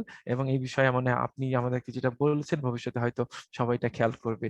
ম্যাডাম গবেষণাতে আমি যদি আপনার অনেক অর্জন, মানে আপনি জেনোম সিকোয়েন্স নিয়ে কাজ করছেন, আপনি ওভারঅল আরো বেশ কিছু কপিরাইট ইস্যু থেকে শুরু করে আপনি একটা ইন্ডাস্ট্রিতেও আপনাকে আমি দেখেছি বেশ অ্যাক্টিভ। সো এই ইন্ডাস্ট্রি একাডেমিয়া কোলাবোরেশনে আপনার যে একটা চেষ্টা ভূমিকা, এবং সেইটাতে আপনি যদি মনে করেন যে আসলে বাংলাদেশে ইন্ডাস্ট্রি একাডেমিয়ার যে একটা রিসার্চে, একটা টেকনো আউটপুটে গ্যাপটা কোথায় আছে, সেটা যদি আপনি আমাকে একটু অবজার্ভ আপনার অভিজ্ঞতা থেকে বলেন। এখানে একটা বেশ বড়ই গ্যাপ আছে, একটা মানে আমাদের খুব দুঃখের জায়গা ওটা, তাই না? মানে পৃথিবীর সব জায়গায় ইন্ডাস্ট্রি আর একাডেমি একসঙ্গে কাজ করে, ইন্ডাস্ট্রি একটা প্রবলেম নিয়ে আসে, একাডেমি সেটা সলভ করে। তো আমাদের ওই ক্রিটিক্যাল মাসটা নেই, অনেক গবেষক নেই যারা সম্মিলিতভাবে একটা পরিবর্তন আনতে পারে, যে কারণে ইন্ডাস্ট্রির কোনো ভরসা নেই আমাদের উপরে, কোনো আস্থা নেই। ভরসা বলবো না, আস্থা নেই যে এই কাজটা আমরা করতে পারি। কারণ একটা কাজ তো ঠিক 1-2জন গবেষকদের নিয়ে হয় না, অনেকে মিলে একটা কাজ সম্পন্ন করে, কিন্তু সেই ক্রিটিক্যাল মাসের অভাবেই সম্ভবত ওই আস্থার জায়গাটা তৈরি হয়নি। ওইটা তৈরি করাটা খুবই জরুরি। আর আমাদের কোথায় যেন একটা মাইন্ডসেটের ব্যাপার আছে যে বাংলাদেশে দিতে হবে না। আমি তো আমাদের সরকারি পর্যায়েও দেখি, খুব হতাশ হই যে কোনো একটা বিষয়ে তাদের বিশেষজ্ঞ দরকার, দেশে নাই, কেন নাই সেটা চিন্তা না করে পট করেই বাইরে থেকে একজন বিশেষজ্ঞকে নিয়ে আসা হয়। সেটা প্রাইভেট সেক্টরে তো হচ্ছে, পাবলিক সেক্টরেও হচ্ছে। কেন ওই বিশেষজ্ঞ জায়গাটা এখানে আমরা তৈরি করতে পারছি না? ঢাকা বিশ্ববিদ্যালয়কে সরকার এসে বলেছে আমাদের এই বিশেষজ্ঞ দরকার, তোমরা এভাবে তৈরি করে দাও, সেটা তো হয়নি। সেই জায়গাটা হয়নি বলে ইন্ডাস্ট্রিও কিন্তু পায় না, মানে যেটা বলবো ভরসা পায় না যে আমরা একটা কাজ করে দিতে পারবো। কিন্তু যেটা হবে মানে এটা ঠিক একক, আমরা কিন্তু যারা গবেষণা করি আমরা নিজেদের যে বিষয়টা পছন্দ সেটা নিয়ে গবেষণা করি, সেই বিষয় নিয়ে আমরা ফান্ডিং আনি। কেউ তো আমাকে বলেনি যে আমাকে এই নিয়ে গবেষণা করতে হবে, এটা আমাদের লক্ষ্য, ঢাকা বিশ্ববিদ্যালয়ে 5 বছর 10 বছর বা 100 বছরের লক্ষ্যে এই জায়গায় আমরা পৌঁছাতে চাই, আমরা এই নিয়ে গবেষণা করব, সেটা তো কেউ বলেনি। তাই এই জায়গাটা আসতে হবে যে আমরা এইটা সলভ করতে চাই, এবং এই সলভ করতে হলে ইন্ডাস্ট্রি একাডেমি একসঙ্গে কাজ করতে হবে। ওই জায়গাটা তৈরি হয়নি আনফরচুনেটলি, এখনো না। মানে এই জায়গাটা তৈরি করতে আপনার মতে মানে রোলটা কে প্লে করবে? মানে চেঞ্জ এজেন্টও কাউকে হতে হবে, মানে কে রোলটা প্লে করবে? এখানে এখন যে অবস্থা, মানে যদি কিছু একটা মানে আমরা চাই সমাধান করতে, এটা আমি তো আমার একটা বিষয় নিয়ে কাজ করছি, আমি পাট নিয়ে কাজ করছি। পাটের আমার ইচ্ছে না, আমার মনে হয়েছে এটা দেশের জন্য উপযোগী, যে পাটের যে বর্তমান প্রচলিত ব্যবহার, পাট পচানো, এই মানে পাটের দিকে তৈরি করা জুট ইয়ার্ন, সেটা ছাড়াও আরো বিকল্প ব্যবহার হতে পারে। তা আমি সেই দিকে একটা আমার চিন্তা ভাবনা, কিন্তু এখানে আমার ইন্ডাস্ট্রি তো ওই চিন্তা ভাবনায় নাই। আমি যেটা কাজ করছি পাটের বিকল্প ব্যবহার হিসেবে কাগজের মন্ড, পাটের বিকল্প ব্যবহার হিসেবে বায়ো এনার্জির একটা সোর্স, পাটের বিকল্প একটা টেক্সটাইল ফ্যাব্রিকেশন, কিন্তু কোনো তো এভাবে চিন্তা করছে না। ইন্ডাস্ট্রি যদি এভাবে চিন্তা না করে আমার কাজটা তারা নেবে না। তাই সরকারকে ইন্ডাস্ট্রির সাথে বসে ঠিক করতে হবে, অ্যাটলিস্ট প্রাইভেট পাবলিক ইউনিভার্সিটি থেকে, যে আমরা এই চাই। এটা না করলে হবে না, একেবারেই হবে না। গবেষণা কিন্তু আমি আমার ইচ্ছে করছে, আমি আমার ফান্ড আনছি, কেউ তো আমাকে ফান্ড দিয়ে বলছে না এই কাজটা করো তুমি, ওইটা আসতে মানে হবে।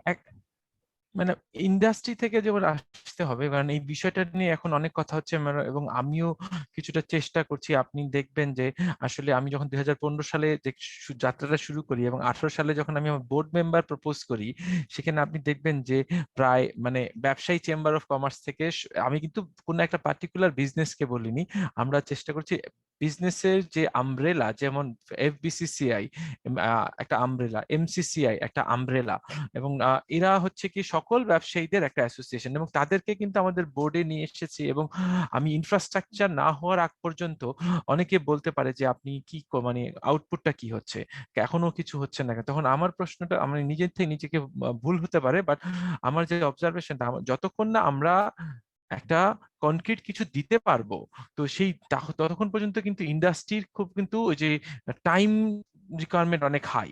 তো এখন আমি কি চাচ্ছি ইন্ডাস্ট্রি থেকে, অথবা ইন্ডাস্ট্রি কি চাচ্ছে, এই দুইটা বিষয়ের এই চাওয়ার ভিতরে মনে হয় একটা গ্যাপ আছে। তো এই জায়গাটা বোঝা খুব জরুরি। এবং সেই ক্ষেত্রে ম্যাডাম, আমি যদি আমরা চেষ্টা করেছি যেমন ইনফ্রাস্ট্রাকচার হয়ে গেলে আপনার একটা বড় কাজ হবে, এবং তখন আমরা বলতে পারবো যে now we have the infrastructure, now আপনি কি আমাদেরকে এখন বলবেন কিনা যে আপনার কোন প্রবলেমটা আমরা হেল্প করতে পারি। At the same time university তো শুধু ইন্ডাস্ট্রির প্রবলেম সলভ করবে না, ইন্ডাস্ট্রি সোশ্যাল কনটেক্সট গুলাও দেখবে। তো এই সামাজিক যে কনটেক্সট গুলা, সাথে সাথে ইন্ডাস্ট্রির যে প্রবলেম, এই দুইটা প্রবলেমকে ব্যালেন্স করাটা একটা বড় কাজ। তো এই কাজে আমি যদি ম্যাডাম আপনার কাছ থেকে একটু জানতে চাই যে মানে এডুকেশনাল ইনস্টিটিউশন গুলা বা ইউনিভার্সিটি গুলা থেকে কি ধরনের নেতৃত্ব মানে আপনি আশা করেন? আহ আরো গবেষণাটাকে জোরদার করতে হবে। গবেষণা ওই ঢাকা বিশ্ববিদ্যালয়ের সন্ধ্যার পর অন্ধকার হয়ে যায় এই পর্যায়ে থাকলে হবে না, দিন রাত আলো জ্বলতে হবে, দিন রাত ওখানে কাজ করতে হবে। এই গবেষণার মাধ্যমেই আমরা তো কিছু নিয়ে, যেমন আমি বলি, আমাদের ইদানিং কালে একটা অ্যান্টিবায়োটিকের কথা আপনারা জেনেছেন, তো একটা কোম্পানি, একটা ঔষধ কোম্পানি আমাদের ডাকলো, জানতে চাইলো। তো এই জায়গাগুলো, এটা কিন্তু মানে আগ্রহ একটা জন্মে। তারপরে আমি যেটা কথা বলছিলাম, আর একটা দিক হচ্ছে পাটের একটা এমন ভাবে তাকে আমি পরিবর্তন করেছি যাতে এটাকে বিকল্প হিসেবে আমি কাগজের মন্ড বা মানে টেক্সটাইল ফ্যাব্রিকে, সেখানেও আরেকটা কোম্পানি কিন্তু ইদানিং কালে আমাদের সঙ্গে যোগাযোগ করেছে। টেক্সটাইল ফ্যাব্রিকে তারা খুব ইন্টারেস্টেড, তারা জুট নিয়ে কাজ করে টেক্সটাইল, তো সেখানে ওইসব আগ্রহ জায়গা জন্মেছে। তো আমি প্রশ্নটা ভুলে গেছি রাশেদ, আবার একটু ম্যাডাম মনে ওই যে করা। ইন্ডাস্ট্রি একাডেমিয়াতে এই বিশ্ববিদ্যালয় কি রোলটা প্লে করতে পারে, মানে আপনি যেমন বিশ্ববিদ্যালয়ে বলছেন যে গবেষণা গবেষণা করতে একটা হবে, গবেষণা করতে হবে, অবশ্যই গবেষণা করতে হবে, এবং বিশ্ববিদ্যালয় পর্যায়ে গবেষণার জন্য কিছু সহায়ক গিয়ে লাগবেই আমাদের।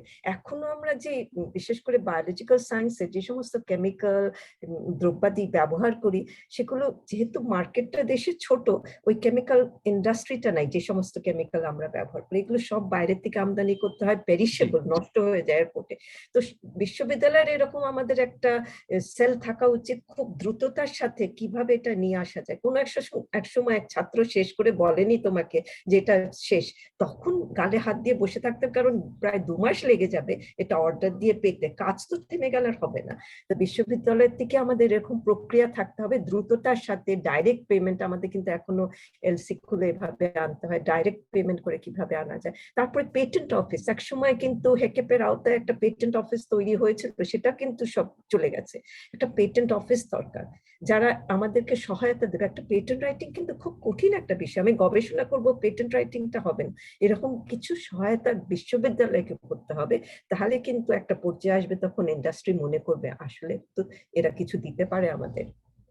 এক্সেলেন্ট ম্যাডাম, মানে আপনি খুব সুন্দর করে বলছেন, এবং যে পেটেন্ট এবং যে মানে আমাদেরকেও একটু একটু আগিয়ে আসা এবং এই গুরুত্বপূর্ণ ভূমিকাটা বিশ্ববিদ্যালয়কেও একটু রোল প্লে করতে হবে। এবং টেকনোলজি ট্রান্সফার অফিস নামে যে একটা প্রজেক্ট শুরু হয়েছিল হেকেপের আন্ডারে ম্যাডাম, এটা আমিও কিছুটা জানি। তো এরপরে আমরা আশা করছি যে এটাও ভবিষ্যতে এরকম হয়তো ইউনিভার্সিটি গুলা এই বিষয়টা নিয়ে এগিয়ে যাবে। ম্যাডাম যেটা আরেকটা যেটা যে মানে ইন্ডাস্ট্রির এই বিষয়টা একটু আমি, এটাই আমার লাস্ট প্রশ্ন, যে ইন্ডাস্ট্রির যে রিকোয়ারমেন্টটা আমরা অনেক সময় মানে টাইম টু মার্কেট ওদের জন্য একটা প্রেসার, আর আমাদের জন্য শিক্ষকতা বা গবেষণায় দেখা যাচ্ছে যে আমরা অনেক সময় একটা কিছুর ভিতরে ঢুকে গেলে অনেক ডিপে যাই। তো আপনার কি মনে হয় যে আমাদের গবেষকরা এই ইন্ডাস্ট্রি একাডেমির লিঙ্কেজের ক্ষেত্রে এই ইন্ডাস্ট্রির যে টাইম টু মার্কেট, আমার তাদের যে একটা টাইম প্রেসার আছে, এটাও একটা বোঝাটা আমাদের জন্য একটু জরুরি? আমাদের মানে আবারও বলবো, যেহেতু এই ইয়েটাই নেই, কালচারটাই নেই, আমরা বুঝতে পারি না আসলে, সেটা হতে পারে। আমরা তো চাই আমাদের আমাদের ছাত্ররা আরো বেশি করে চায় যে একটা পাবলিকেশন হোক, একটা ভালো, যত বেশি কাজ দেওয়া যায়। একটা ইন্ডাস্ট্রির জন্য ওই ডেপটা হয়তো যাওয়ার দরকার নেই, কিন্তু আমাদের মানসিকতা নাই যে ইন্ডাস্ট্রিকে সাহায্য করতে হলে কি রকম, মানে কতটুকুন কাজ করুন, মানে হলেই যথেষ্ট। তো এই জায়গাটায় এটা খুব বড় একটা সমস্যা বলে আমার মনে হয় না। আমাদের মানে এই ইয়েগুলো, ইন্ডাস্ট্রি যদি আমাদের কাছ থেকে অল্প সময়ের মধ্যেই কিছু পেতে চায়, সেখানে আরেকটা জিনিস খুবই জরুরি, সেটা হচ্ছে গবেষক। কারা গবেষণা করবে? আমি, তুমি। আমাদের কিন্তু টিচিং লোডটা কেউ কমাচ্ছে না আমি গবেষণা করছি বলে, আমাকে কেউ টিচিং অ্যাসিস্ট্যান্ট দিচ্ছে না আমি গবেষণা করছি বলে। তাহলে ঠিক আছে, ওগুলো না পাই, ওগুলোর জন্য আর একটা যেটা বিকল্প হতে পারে, আমাদের ভালো গবেষক দেওয়া উচিত উচিত মানে পিএইচডি ফেলোশিপের আওতায়, এবং বেস্ট স্টুডেন্টরা এখানে যাতে পিএইচডি করতে পারে, তারা বাইরে চলে না গিয়ে এখানে পিএইচডি করবে। সেটার জন্য এটা কিন্তু খুবই জরুরি যে আমরা ভালো হ্যান্ডসাম তাদের ফেলোশিপ দিই। শুধু তাই না, তাদের পিএইচডিটাকে মূল্যায়ন করি। ভালো গবেষণার মানদণ্ড কিন্তু বিচার করার অনেক উপায় আছে, সেই মানদণ্ডের বিচারে এরা যদি ভালো গবেষণা করে থাকে, তাদের মূল্যায়ন কিন্তু যেন ওইভাবেই হয়। আবারও সাইকের কথা বলছি, যে এখানে তো পিএইচডি একটা বাইরের হলে বাহ, সেটা তো অনেক ভালো, ভিতরেও যাব না জানার জন্য পিএইচডি। তো এই মানসিকতাগুলোর পরিবর্তন হলে আমাদের এইরকম অল্প সময়ের মধ্যে ইন্ডাস্ট্রির চাহিদা আমি মেটাতে পারবো, আমি নিশ্চিত। ম্যাডাম তাহলে এই যে এই দেশীয় মানে দেশীয় কালচার, এখন এটা আপনি বলছেন খুব সুন্দর করে যে মানে এটা প্রাইভেট সেক্টরে হোক, এটা প্রশাসনিক কার্যকলাপে হোক, অথবা এমনকি একাডেমিক সেক্টর থেকেও, যে আপনি কোথা থেকে পিএইচডি করেছেন, আপনি কোন পিএইচডি করেছেন, কি বিষয়ের উপরে গেছেন, তো অবশ্যই বিষয়ের, বাট কোথা থেকে পিএইচডি করেছেন অনেক সময় এটা একটা বড় প্রশ্ন হয়। তো এই যে এই কালচার, যে আমাদের দেশেই যদি পিএইচডিটাকে আরো ভালো করতে চাই আমরা, তাহলে ম্যাডাম আমাকে আপনার মতে 3-4টা পয়েন্ট আমাদেরকে বলবেন, যদি একটু শেয়ার করেন। আমি এই ঢাকা বিশ্ববিদ্যালয় দিবস উপলক্ষে কয়েকটি পত্রিকার থেকে আমাকে ইন্টারভিউ করা হচ্ছিল, আমি সেখানে জোর দিয়ে বলছিলাম যে ঢাকা আমাদেরই এখানে পিএইচডি করার এটা এবং করা উচিত, এবং সেভাবে পিএইচডির মূল্যায়ন হওয়া উচিত। এবং চট করে 2-1 জনই আমাকে বলল, এখানকার পিএইচডি তো ওরকম মানসম্মত হয় না। আমি খুবই তাদের সঙ্গে একটু রাগান্বিত হয়ে বলেছি যে কিভাবে আমরা মানটা নির্বাচন করছি, মানটা কতটা মানে ওরকম উচ্চমানের সেটা কিন্তু বিবেচনা করার অনেক সুযোগ আছে। প্রধান হচ্ছে পাবলিকেশনটা ভালো হতে হবে এবং সেই পাবলিকেশন দিয়েই কিন্তু বিচার করা যায়। এবং কতগুলো মানে অল্প সময়ের মধ্যে হয়তো সাইটেশন গুলো আসে না, সাইটেশন আসতে আরো 2-3 বছর লেগে যায়, কিন্তু ভালো মানের জার্নালে পাবলিশড হলেই সেটা কিন্তু বিবেচনা করা উচিত যেটা ভালো মানের একটা গবেষণা। সেভাবেই কিন্তু মূল্যায়ন করা উচিত। আমি জাস্ট একটা কাজ করে ফেললাম, সেটা কেউ জানলো না, জানার দরকারও আমি বোধ করিনি, কিংবা যাদেরকে জানানোর প্রয়োজন মনে করেছি তারা দেখেছে না এটা আমাদের জানার দরকার নেই। সেভাবে তো মানটা বিচার করা যায়, সেভাবে তো আমি পিএইচডি মূল্যায়ন করা যায়। মানে খুবই ধন্যবাদ ম্যাডাম। এবং আমি আমি নিজে এখনো মানে সৌভাগ্য হয়নি পিএইচডি কমপ্লিট করার, এবং আপনি জানেন এর পিছনের কারণটা কি। তো এবং আমার ইচ্ছা আছে এবং হয়তো আমি ভবিষ্যতে চেষ্টা করব। তো আমাদের এই পিএইচডি বিষয়টা নিয়ে যেহেতু আপনি বলছিলেন এবং সাথে সাথে আপনি বলছিলেন যে এটার যে করণীয়টা, এবং আমি দেখলাম যে এবারে আমাদের ঢাকা বিশ্ববিদ্যালয়ের শতবর্ষ উপলক্ষে যে মাননীয় ভাইস চ্যান্সেলর মহোদয়ের যে সিনেটে যে উনি যে স্পিচটা দিয়েছেন, কেউ একজন একটু মিউট করেন আপনারা কাইন্ডলি, কেউ একজন। সো যে এই সিনেট স্পিচে আমরা দেখলাম যে বিশ্ববিদ্যালয় লেভেলে গবেষণাকে আরো এনকারেজ করার জন্য এক ধরনের নতুন ইনিশিয়েটিভ নেওয়া হচ্ছে, যেখানে কিনা ইন্টারডিসিপ্লিনারি রিসার্চ করা হবে এবং তাদেরকে আপনি যেটা বললেন যে গবেষকদেরকে একটা ইকোসিস্টেমের মতো, যে তার স্যালারি, তার বেনিফিট, এবং কি বাইরের দেশে যখন সে একটা দীর্ঘ অনেক বছর ধরে কাজ করবে সেখানে সুপারভাইজারেরও যেরকম একটা ইনসেনটিভ থাকা দরকার হবে, এবং আবার হচ্ছে কি যে সুপারভাইজড হবে তারও ইন্টারন্যাশনাল জার্নালে যে ধরনের ফাইন্যান্সিয়াল এবং আদার টেকনিক্যাল সাপোর্টস গুলো লাগবে সেগুলাতেও একটা বিষয় বলা হচ্ছে। এবং আমি আশা করছি ম্যাডাম আপনি তো বিভিন্ন কমিটিতে আছেন এবং ওখানে অনুরোধ করবেন, যে কারণ আমার ধারণা একটা স্ট্রাকচার করা খুব জরুরি, যে আসলে একটা ভালো মানের পিএইচডি ঢাকা বিশ্ববিদ্যালয় হবে, এবং এইখান থেকে লেখা দিয়েই এখন আমাদের অনেক শিক্ষকরা এখানে কাজ করে বাইরে খুব বড় বড় জায়গায় পাবলিশ করছেন, এগুলার ইম্প্যাক্ট হচ্ছে। তাহলে উনি তো এখানেই আছেন, তাহলে এই কাজ। আর এখন জুমের করোনার সময়, আগেও জুম ছিল, বাট করোনার সময় তো আমরা অ্যাকচুয়ালি একটু রিয়েলাইজ করেছি আসলে আপনার লোকেশনটা গবেষণায় ম্যাটার করছে না খুব বেশি, যদি আপনার সেই স্পিরিটটা থাকে। অবশ্যই আপনার লিমিটেশন আছে। তো ম্যাডাম আপনি খুব সুন্দর করে একটা কথা বলছিলেন, যে আপনার আগের কথায় যে টিচিং অ্যান্ড ধরনের একটা প্রেশার ফিল হচ্ছে, যে আমি টিচিং একটা কমপ্লিটলি ভিন্ন ধরনের, আপনি শিক্ষকতা করবেন, ক্লাসে যাবেন, তরুণ ইয়াং স্টুডেন্টদের সাথে পড়াবেন, কথা বলবেন, আবার এট দ্য সেম টাইম গবেষণায় যখন করবেন একেবারে মনোযোগ দিয়ে চলে যাবে। হঠাৎ আপনি একটু আগে বলছিলেন যে আমি এমনও সময় হয়ে গেছে যে সারা রাত চিন্তা করছি আউটপুটটা কি হবে, তখন হঠাৎ করে যখন সকালবেলা আবার একটা ক্লাস থাকবে যেটা আপনাকে যেতেই হবে। তো এই যে এই শিক্ষকতা এবং গবেষণা, এই দুইটা জায়গাতেই আপনাকে ব্যালেন্স করতে হয়েছে এবং আমাদেরকেও ব্যালেন্স করতে হচ্ছে ভবিষ্যতে। তো এই জায়গায় আপনি কিভাবে ব্যালেন্স করলেন? আবারও এটা কিন্তু খুব কঠিন একটা জিনিস ছিল, খুবই কঠিন। কারণ আমি যখন শিক্ষকতা করছি, আমাদের এমন একটা বিষয় যে প্রতিদিনই নতুন নতুন কাজ হচ্ছে। এখন নতুন কাজ হচ্ছে, আমি পুরনো বই দেখেও কিন্তু পড়াতে পারি না। বইটাও কিন্তু যখন পাবলিশ, আজকে আমার যদি হাতে আসে একটা বই, সেটা কিন্তু 3 বছর আগেকার ঘটনাগুলো নিয়েই বইটা লেখা। তো কিন্তু সেভাবে এত পরিবর্তন হয়ে যাচ্ছে যে আমার এক্ষুনি যে গবেষণাগুলো হচ্ছে সেটা পড়া এবং পড়ে সেটা আমার গবেষণার বিষয় না হয়তো, কিন্তু সেটা আমার পাঠদানের বিষয় এবং সেটা নিয়ে পাঠদান করা। আমার মনে আছে, আমি এখানে একটু উল্লেখ করি, আমি একটা গল্প, আসলে এটা সে সময়কার যখন আমি জেনেটিক ইঞ্জিনিয়ারিং এর চেয়ারপারসন এবং ওখানে পড়াতেও হতো, কারণ ওদের শিক্ষক মাত্র কয়েকজনই ছিল। তো সেখানে আমাকেও পড়াতে হতো, আমি বায়োকেমিস্ট্রিতেও পড়াতাম, আমার রিসার্চও তখন চলমান ছিল। তো জেনেটিক ইঞ্জিনিয়ারিং একটা বিষয় পড়াতে গিয়ে আমার নিজের নতুন একটা বিষয় ওদের পড়াবো, আমার রিসার্চেরও এরিয়া না, কিন্তু আমার পাঠদানের বিষয় পড়াতে গিয়ে আমি নিজেকেই সারা রাত বলবো না, বেশ অনেকটা সময় দিয়ে পড়তে হয়েছে, আয়ত্ত করতে হয়েছে। তারপরে ক্লাসে গিয়ে আমি যখন পাঠদান করছি, আমি দেখছি আমি ঠিক বুঝাতে পারছি না।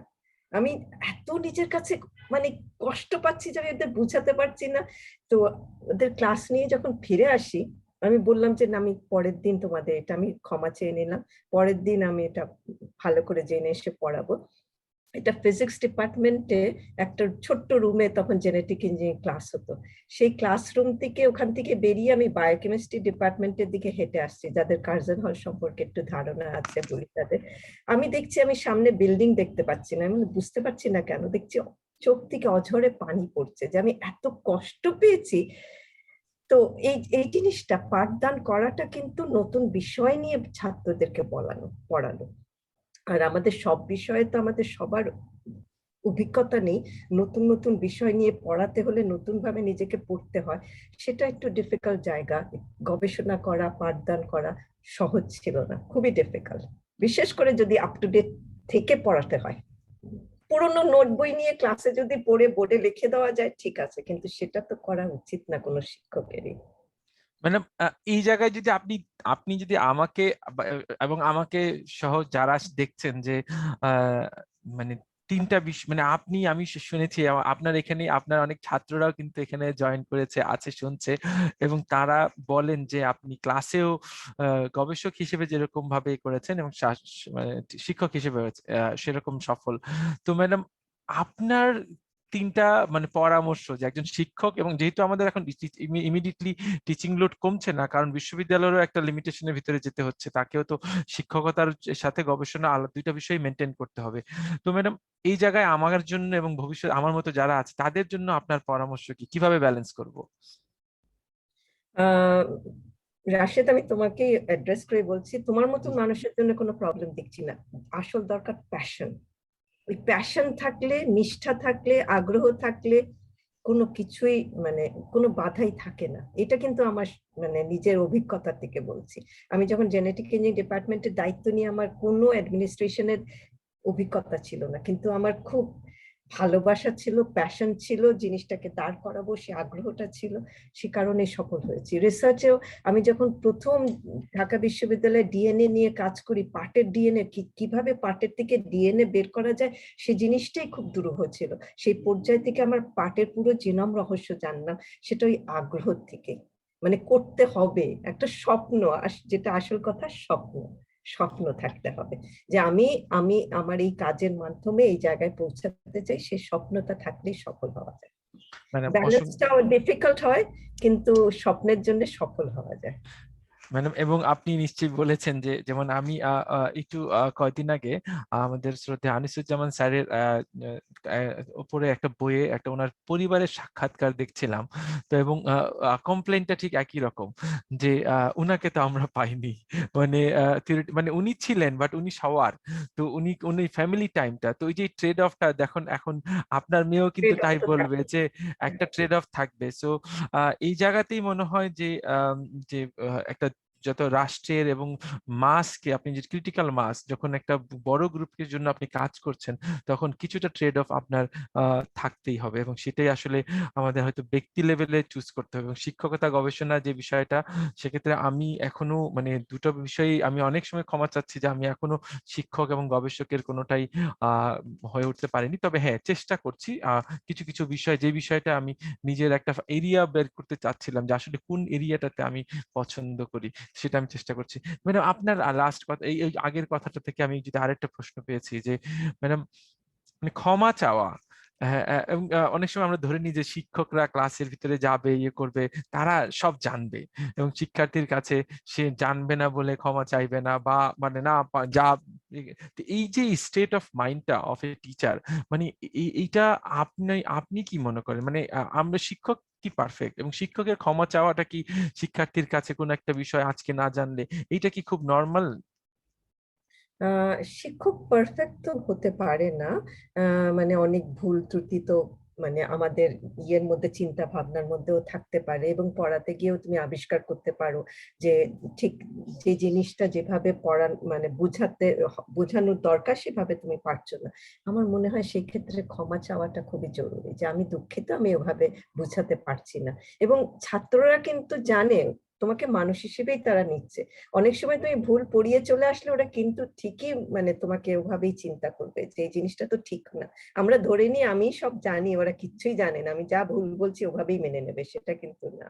ওরা কিন্তু ঠিকই বুঝছে তোমার ভুলটা কোথায়, এবং ভুলটা যদি তুমি নিজে স্বীকার করো তাহলে কিন্তু আমার মনে হয় তারা তোমাকে অত বেশি সম্মান করবে। ম্যাডাম খুব অসংখ্য ধন্যবাদ ম্যাডাম। তো ম্যাডাম ছোট্ট করে একেবারে পার্সোনাল লেভেলে একটা যাই, তারপরে আমরা কিছুতে একটা ইনভেস্ট লেভেল প্রশ্ন করে আজকে আমরা শেষ করব। ম্যাডাম আপনার অনেকগুলো যে অর্জন আপনি দেখেছেন, আমরা সবাই দেখেছি বিভিন্নভাবে অ্যাওয়ার্ড আকারে, কাজের ডিটেল তো হয়তো আমরা অতটা, আমি নিজে ব্যক্তিগতভাবে একটু কমই বুঝবো, কিন্তু ম্যাডাম আপনার সকল অর্জন এবং সকল কাজের ভিতরে আপনার 3টা অর্জন কি আপনি নিজে ব্যক্তিগতভাবে আমাদের সাথে একটু যদি শেয়ার করেন, যে এই 3টা বিষয় আপনার জন্য খুব বিশেষ মুহূর্ত। আচ্ছা, আমার কিছু অ্যাওয়ার্ডের কথা বলা হলো, আমি একটু কারেক্ট করি, ওখানে কাজী মাহবুব উদ্দিন এসছে, কিন্তু না, উনি কাজী মাহবুবুল্লাহ কিন্তু। জি ঠিক জি আছে, আমাদের একটা কাজী শহীদুল্লাহর বাবা, জি ওনাদের নামই এই এটা। জি। এটা একটু কারেকশনটা করে দিলে ভালো, থ্যাংক জি ইউ। আবার এত চট করে ভুলে গেলাম, তোমার প্রশ্নটা আবার বলো। ম্যাডাম, আমার তিনটা অর্জন যেটা ইউ ফিল প্রাউড। আচ্ছা, প্রথম অর্জন হচ্ছে আমি কিন্তু পাটের জন্য একটা আলাদা করে আমাদের গবেষণা সংস্থাই আছে, জুট রিসার্চ ইনস্টিটিউট। তারা পাটের নানা রকমের ব্যবহার, টেকনিক্যাল, মেকানিক্যাল, এগুলো কিন্তু পাটের মলিকুলার বায়োলজি নিয়ে কেউ কাজ করেনি, চিন্তাই করেনি, এবং আমি সেটা শুরু করেছি। এবং সেটা এমন একটা পর্যায়ে এসেছে যখন সরকার মনে করেছে না, পাটের জীবন রহস্য আমাদের জানা দরকার, সেই জায়গাটা কিন্তু পৌঁছানোর পথটা, মানে আমি গর্ব করে বলতে পারি খানিকটা আমার হাত দিয়ে তৈরি, সেটা আমার একটা বড় অর্জন অবশ্যই। এবং তারপরে যেটা আরেকটা বড় অর্জন হচ্ছে, খুব উদ্বুদ্ধ কিছু, মানে খুব প্যাশনেট রিসার্চ করবে, আউট অফ দ্য বক্স চিন্তা করবে, কনস্ট্রেন্ট কন্ডিশনের মধ্যে রিসার্চ করবে, সেরকম কিছু গবেষক তৈরি করতে পেরেছি, এটা আমার একটা বড় সফলতা আমি মনে করি। কিন্তু আমার দুর্ভাগ্য আর একটা জায়গায়, যেটা আমরা ধরে রাখতে পারিনি, বেশিরভাগই বাইরে চলে গেছে এবং সমৃদ্ধ দেশগুলোকে আরো সমৃদ্ধ করছে তারা। তারপরেও মানে বাংলাদেশি তারা পৃথিবী যেখানেই থাকুক বাংলাদেশের নাম উজ্জ্বল করছে। আর একটা সফল জায়গাটা আমি মনে করছি যে এই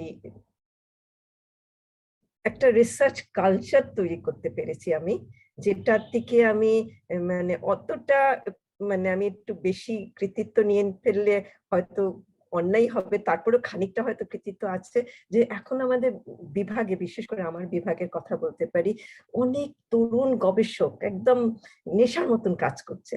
এই একটা রিসার্চ কালচার তৈরি হয়েছে, হয়তো কোথাও দেখেছে আমাকে ওরকম প্যাশন দিয়ে কাজ করতে, এবং আমারও আরো কিছু সহকর্মী আছেন যাদেরকে দেখেছে, এবং সেই জায়গাটা তারা মনে করছে তারাও মানে কিছু একটা অবদান রাখতে পারে। এটা আমার মনে হয় আমার একটা বেশ সফল দিক। আর ইদানিং কালে কিছু কাজ করছি পাটের কিছু অণুজীব নিয়ে, তাদের কাছ থেকে নতুন নতুন কোনো কম্পাউন্ড পাচ্ছি, যেটা খুবই গুরুত্বপূর্ণ, এরকম অ্যান্টিবায়োটিক, এগুলো আমি মনে করি সফলতা।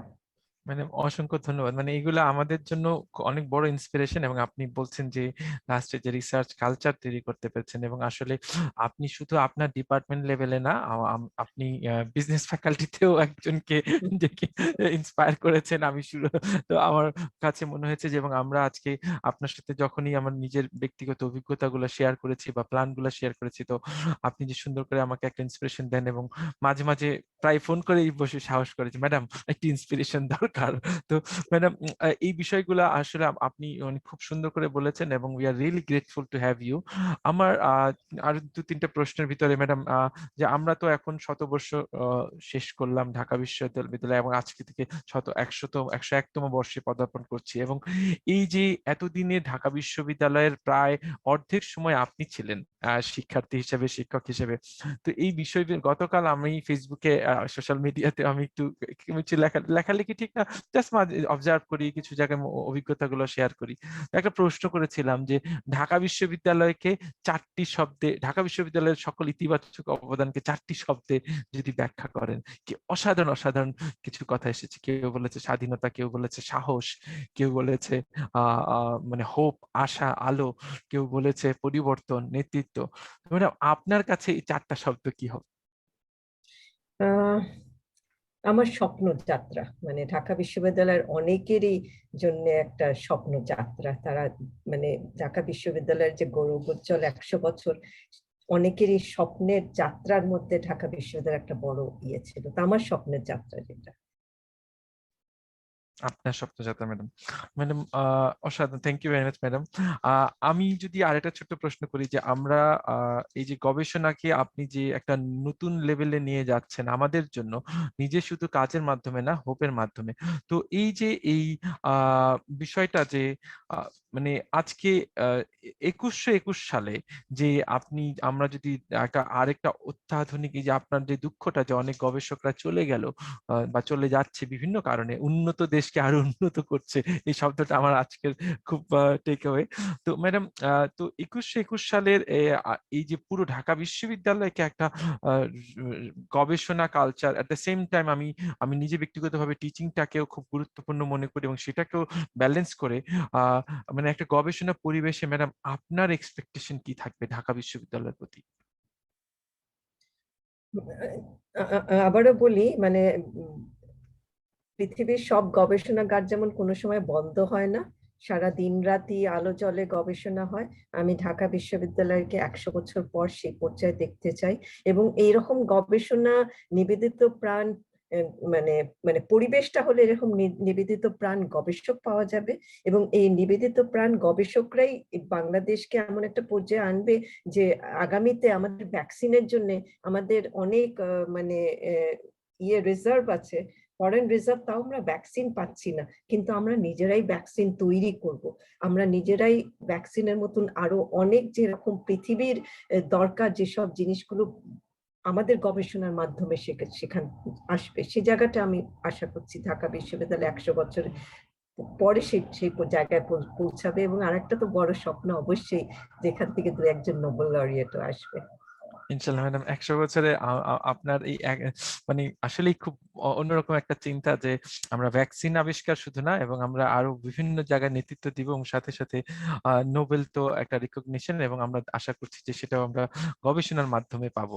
ম্যাডাম, যেটা আমরা প্রায় শেষ মুহূর্তে আসছি ম্যাডাম, তো আমি যদি আমার মানে শেষ দিকের দিকে বলতে চাচ্ছি ম্যাডাম, যে মানে তরুণ যারা, মানে সামনে যারা গবেষণা করছে, মানে এখন করছে এবং ভবিষ্যতে যারা করবে, তো তাদের জন্য বর্তমান সময় আমরা একটা খুব করোনার সময় একটা খুব একটা খারাপ সময়ের দিকে যাচ্ছি, এবং করোনা পরবর্তী পৃথিবীটা আসলেই তো আগের মতো থাকবে না, এটা সবাই বলছে, এবং আমরা যারা টেকনোলজিতে কিছুটা হলেও বুঝি যে it is completely different shift.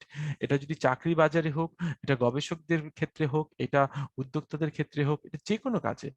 তো ম্যাডাম, সেই ক্ষেত্রে এই সকল বিষয়, পেশাগত, রাজনৈতিক, পারিবারিক, সামাজিক সকল দায়িত্ববোধ, এই সবগুলোকে মেনটেন করে আপনি আমাদের তরুণ গবেষকদের প্রতি আপনার কি মতামত, এবং বিশেষ করে কিছু নারী যারা আছে তাদের প্রতি, আমি জানি যে আপনার লাইফটা যতটা ছিল না, বাট তারপরেও আপনি ওই কিছুটা যদি ওনাদের উদ্দেশ্যেও বলেন, তো সবার জন্য এবং নারী গবেষকদের জন্য বিশেষ। আমার তো মানে 40 বছরের শিক্ষকতা অভিজ্ঞতায় দেখলাম যে আমাদের ছেলে মেয়েদের যে তুখর তারা মেধাবী, তো সেই মেধার কিন্তু অনেক সময় আমার কেন যেন মনে হয় তারা ঠিক জানে না ওরা কি করতে পারে। সে জানান, ওদের সে বোঝাটা খুবই জরুরি, এবং বোঝার জন্য সহায়ক যে পরিবেশ সেটা দরকার, এবং নিজের উপর আস্থা রাখা যে আমরা কিন্তু এই করোনার মধ্যেই আমরা দেখলাম অনেক ক্ষেত্রেই আমাদের অক্ষমতাগুলো প্রকাশ পেয়েছে। সে কারণে আরেকটু মানে প্রকট হয়েছে গবেষণার জায়গাটা, আমাদের নিজেদের গবেষণা করতে হবে, সেটা আমাদের তরুণদের বুঝতে হবে যে আমরা নেতৃত্ব দিতে পারি, আমাদের তরুণদের সেরকম একটা যে সক্ষমতা আছে সেটা তাদের বুঝতে হবে, এবং তাদের গবেষণা করেই যে প্যাশনটা আছে, তাদের দেশপ্রেমটা আছে, সেই গবেষণার মাধ্যমে সেটা তারা প্রকাশ করবে।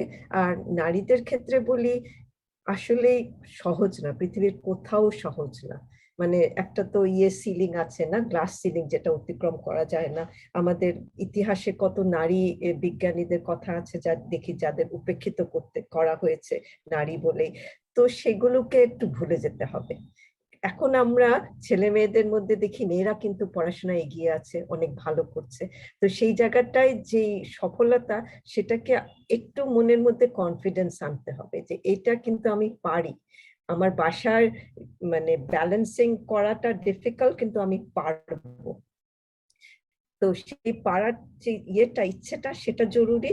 এবং এখানে একটু লাগে যে পরিবারটাকে ওরকম সাপোর্টিভ হতে হয়, কিন্তু মেয়েদের ক্ষেত্রে বলি, বিয়ে হয়ে যাওয়ার পর বিড়ালটা কিন্তু প্রথম রাতেই মারতে হবে, একদম প্রথম দিনই বলে দিতে হবে আমি এটা এরকম ভাবে আমার জীবনটা চাই।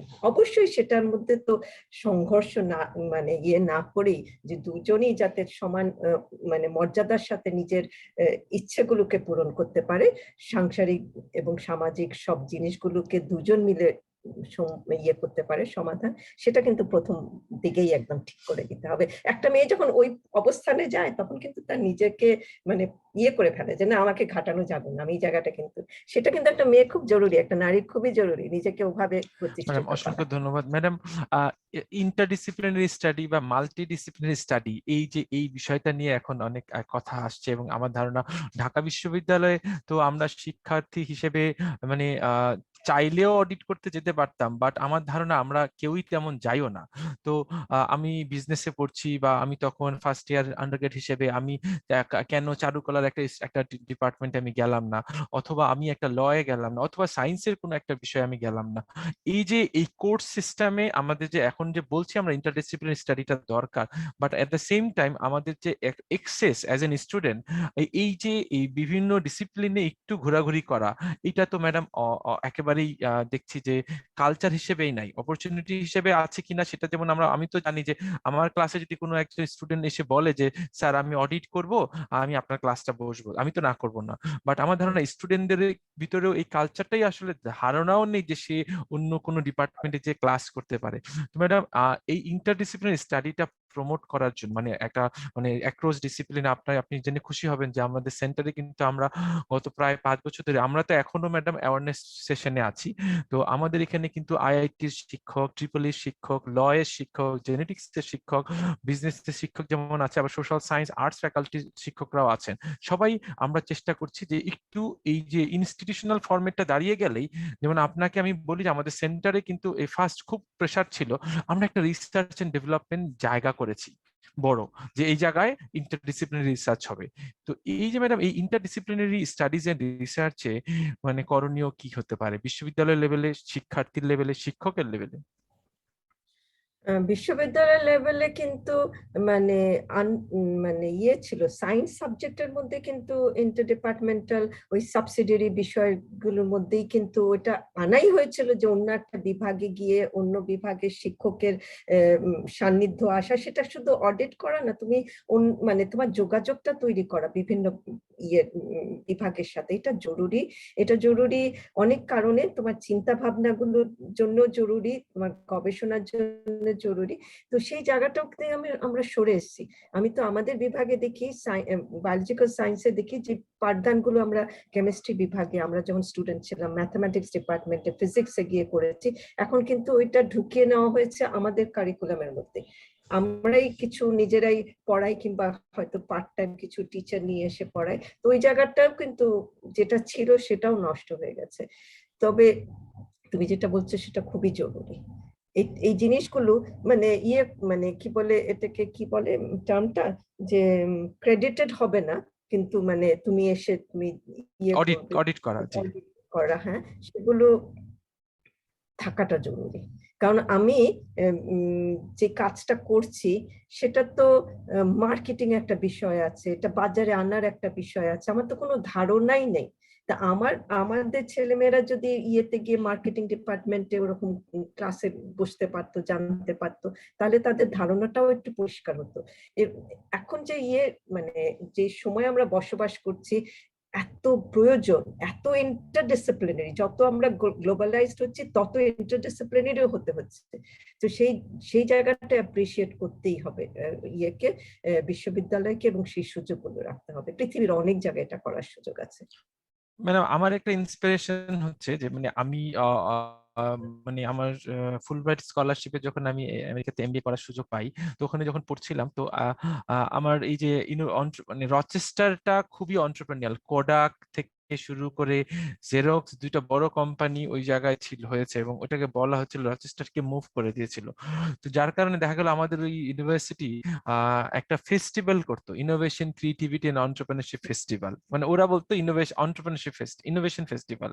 তো মানে আমরা যেমন পহেলা বৈশাখ, আমার খুব স্বপ্ন আছে যে আমি এই বছরই প্ল্যান করেছিলাম করার, কিন্তু মানে ওই সময় যখন হতো ম্যাডাম, মানে স্কুল কলেজ বাচ্চারা বয়স্ক মানুষ পুরো রচেস্টারের লোকজন ইউনিভার্সিটিতে চলে আসতো, খালি দেখতো যে আমাদের যেমন পয়লা বৈশাখের জন্য ইউনিভার্সিটিতে আসে ঘুরতে, মজা করতে, তখন আসে সবাই দেখতে যে মানে ওদের ফাইন আর্টস বা 3D ডিজাইনে কি করছে, বিজনেসের কি করছে, মানে অসাধারণ একটা হ্যাপেনিং প্লেস ছিল। তো ম্যাডাম, তো এই যে এই জায়গাগুলা থেকে মানে আপনি যখন ইন্টারডিসিপ্লিনারি স্টাডির কথা বলছিলেন ম্যাডাম, তো আপনি মানে আমার তখন মোটিভেশন আসলো যে আসলে আমরা কিভাবে কাজ করতে পারি। তো এই যে সেন্টারে যে আজকে আমাদের যে একটা ইন্টারডিসিপ্লিনারি ফ্যাকাল্টি এঙ্গেজ করার ইচ্ছা, সেটা কিন্তু ম্যাডাম ওখান থেকে আসা, এবং আমরা চেষ্টা করছি যে হয়তো একটা সময় ইনফ্রাস্ট্রাকচার হয়ে গেলে আমরা পারবো। তো ম্যাডাম, আমরা মানে প্রায় শেষের পথে এসেছি, মানে একদম শেষ করব ম্যাডাম। তো ম্যাডাম, আপনার মানে অর্জন, আপনার ওভারঅল যে বিষয়গুলো আপনি আমাদেরকে আজকে মানে রোল মডেল হিসেবে এসেছেন, তো সেই জন্য আমরা আসলে ঢাকা বিশ্ববিদ্যালয়ের পক্ষ থেকে তো মানে আমি নিজে গ্রেটফুল, এবং আপনি আজকের এই মুহূর্তে আমাদেরকে সময় দিয়েছেন। তো আমার শেষ প্রশ্ন ম্যাডাম আপনার কাছে, যে আমাদের আজকে যে এই যে আমরা আমাদের এই বছরের থিম রেখেছি যে সৃজনশীলতা, উদ্যোগ ও উৎকর্ষের শতবর্ষ, তো এই থিম দিয়ে আমরা আগামী 1 বছর কাজ করতে চাই। তারপরেও কিন্তু এই বছরকে বিভিন্ন সেমিনার, ট্রেনিং, মেন্টরশিপ থেকে শুরু করে কিছু রিসার্চে আমরা কাজ করব। তো ম্যাডাম, ঢাকা বিশ্ববিদ্যালয়কে এই 3টা বিষয়ের যদি ফোকাস করতে আগিয়ে যেতে হয়, মানে আপনার ওভারঅল লাস্ট স্টেটমেন্টটা কি হবে ম্যাডাম? তুমি 3টে বিষয় আবার একটু বলো। সরি, ম্যাডাম, আমি একটু আমি বলছি চ্যাট যে বক্সে একটা প্রশ্ন দেখতে গিয়ে একটু ইয়ে হয়ে গেছে। যেমন আমি বলছিলাম ম্যাডাম যে সৃজনশীলতা, উদ্যোগ এবং উৎকর্ষ, তো এই 3টা বিষয়কে যদি আমরা এগিয়ে নিয়ে যেতে চাই, আমি ক্রিয়েটিভ স্পিরিটটা যেমন বলছি, এন্টারপ্রেনিউরিয়াল মাইন্ডসেটটা বলছি, আবার এট দ্য সেম টাইম এফিসিয়েন্সি বা নেক্সট লেভেল থেকে, সো এই 3টা বিষয়কে আমি কিভাবে আপনি দেখছেন, এবং সেখানে ঢাকা বিশ্ববিদ্যালয় কি করতে পারে?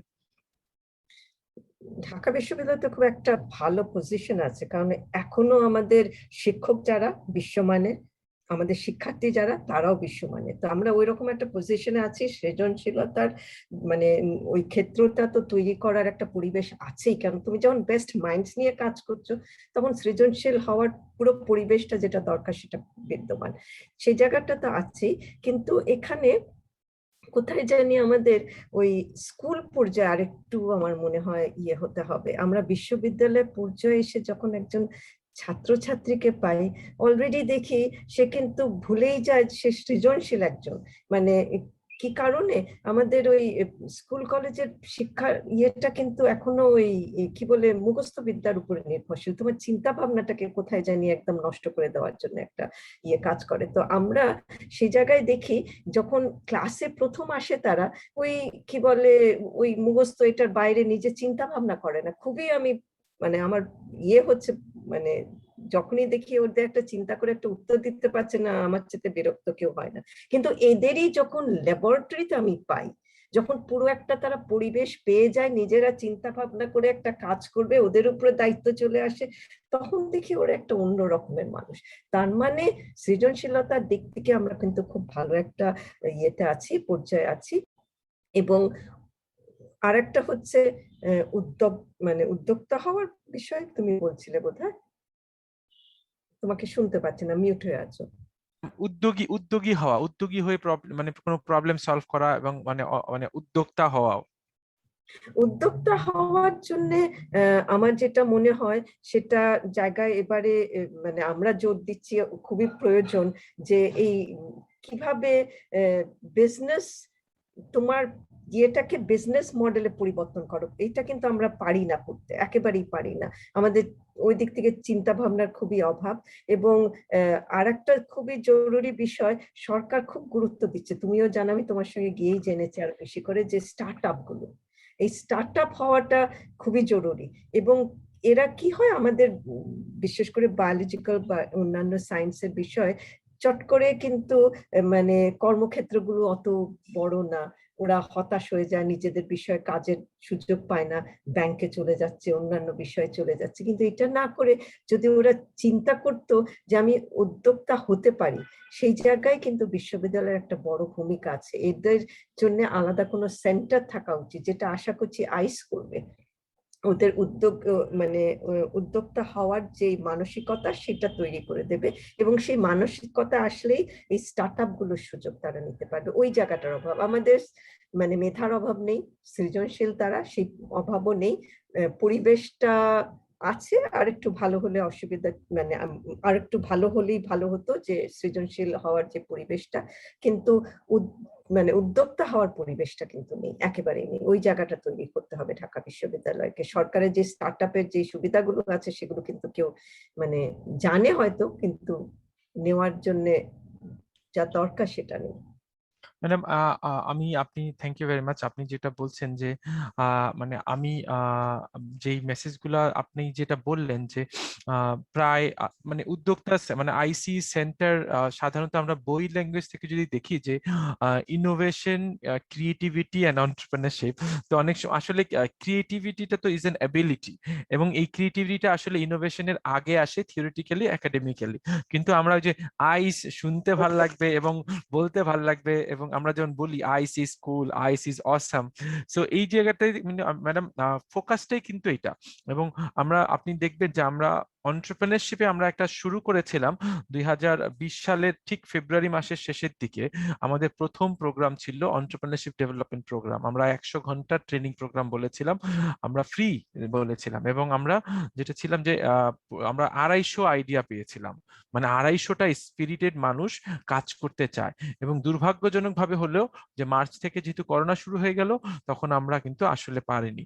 আর আমাদের অনেকে আমরা বলেছিল যে ভার্চুয়ালি শুরু করতে, আমরা শুরু করেছি, কিন্তু দেখা গেছে কি ম্যাডাম, 50 জনকে আমরা শর্ট লিস্ট করেছি, তার ভিতরে 20 জন জয়েন করতে পারছে বা 25 জন জয়েন করতে পারছে। আবার করোনার সিচুয়েশনের কারণে সবার যে ওই মাইন্ডসেটটাও ছিল, এটাও কিন্তু থেমে গেছে। তো এই জন্য আমরা মনে হয়েছে যে আমরা ইকুয়াল অ্যাক্সেসটা তো সবার জন্য এনশিওর করতে পারিনি, এবং 250 জনের প্রসেসে 50 জনকে নিয়ে তারপরে তাদের থেকে তাদের আজকে লিমিটেশনের কারণে তাদেরকে আমরা কেয়ার করবো না, এটা আমরা করতে চাই, এই জন্য আমরা একটা পজ রেখেছি।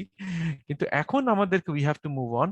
এবং আপনাকে বলি যে আমাদের যে সামনে যে শুধু শুধু কোরিয়ান প্রজেক্টটার সাথে আমি কথা বলি, এই শুধু কোরিয়ার সাথে যে আমাদের কাজটা হচ্ছে, এখানে আমাদের 4টা ব্যাচে ইন্টারডিসিপ্লিনারি, এবং শুধু ঢাকা ইউনিভার্সিটি না, অন্য ইউনিভার্সিটিরও থাকবে, ঢাকা ইউনিভার্সিটি প্রেফারেন্স পাবে প্রায় 60%। সেখানে তাদেরকে আমরা 6 মাস ব্যাপী 3টা লেভেলে ট্রেনিং দিব, বেসিক, মানে অ্যাডভান্স এবং অ্যাপ্লাইড। তো বেসিক আর অ্যাডভান্স হওয়ার পরে অ্যাপ্লাইড ভার্সনে সে যাবে কিভাবে ইনভেস্টরের সাথে তাকে যোগাযোগ করতে হয়, কিভাবে সে তার ব্যবসা করতে হলে তার টাকা লাগবে। এবং অবশ্যই আপনি যেটা বলছেন ম্যাডাম, যে সরকার থেকে এখন থেকে খুব প্রায়োরিটি দিয়েছে। আমি বাংলাদেশ ব্যাংক, আপনি রিসেন্টলি জানবেন যে মাত্র 4% ইন্টারেস্ট একটা বড় অ্যামাউন্ট আসতেছে স্টার্ট আপের জন্য। আপনি আইসিটি মন্ত্রণালয় অনেকদিন ধরে কাজ করছে, যুব মন্ত্রণালয় অনেক কাজ করছে, আর মন্ত্রণালয়ে এসব কাজও অনেক মানে বেশি অ্যাডভান্স লেভেলে হচ্ছে, বাট আরো লাগবে।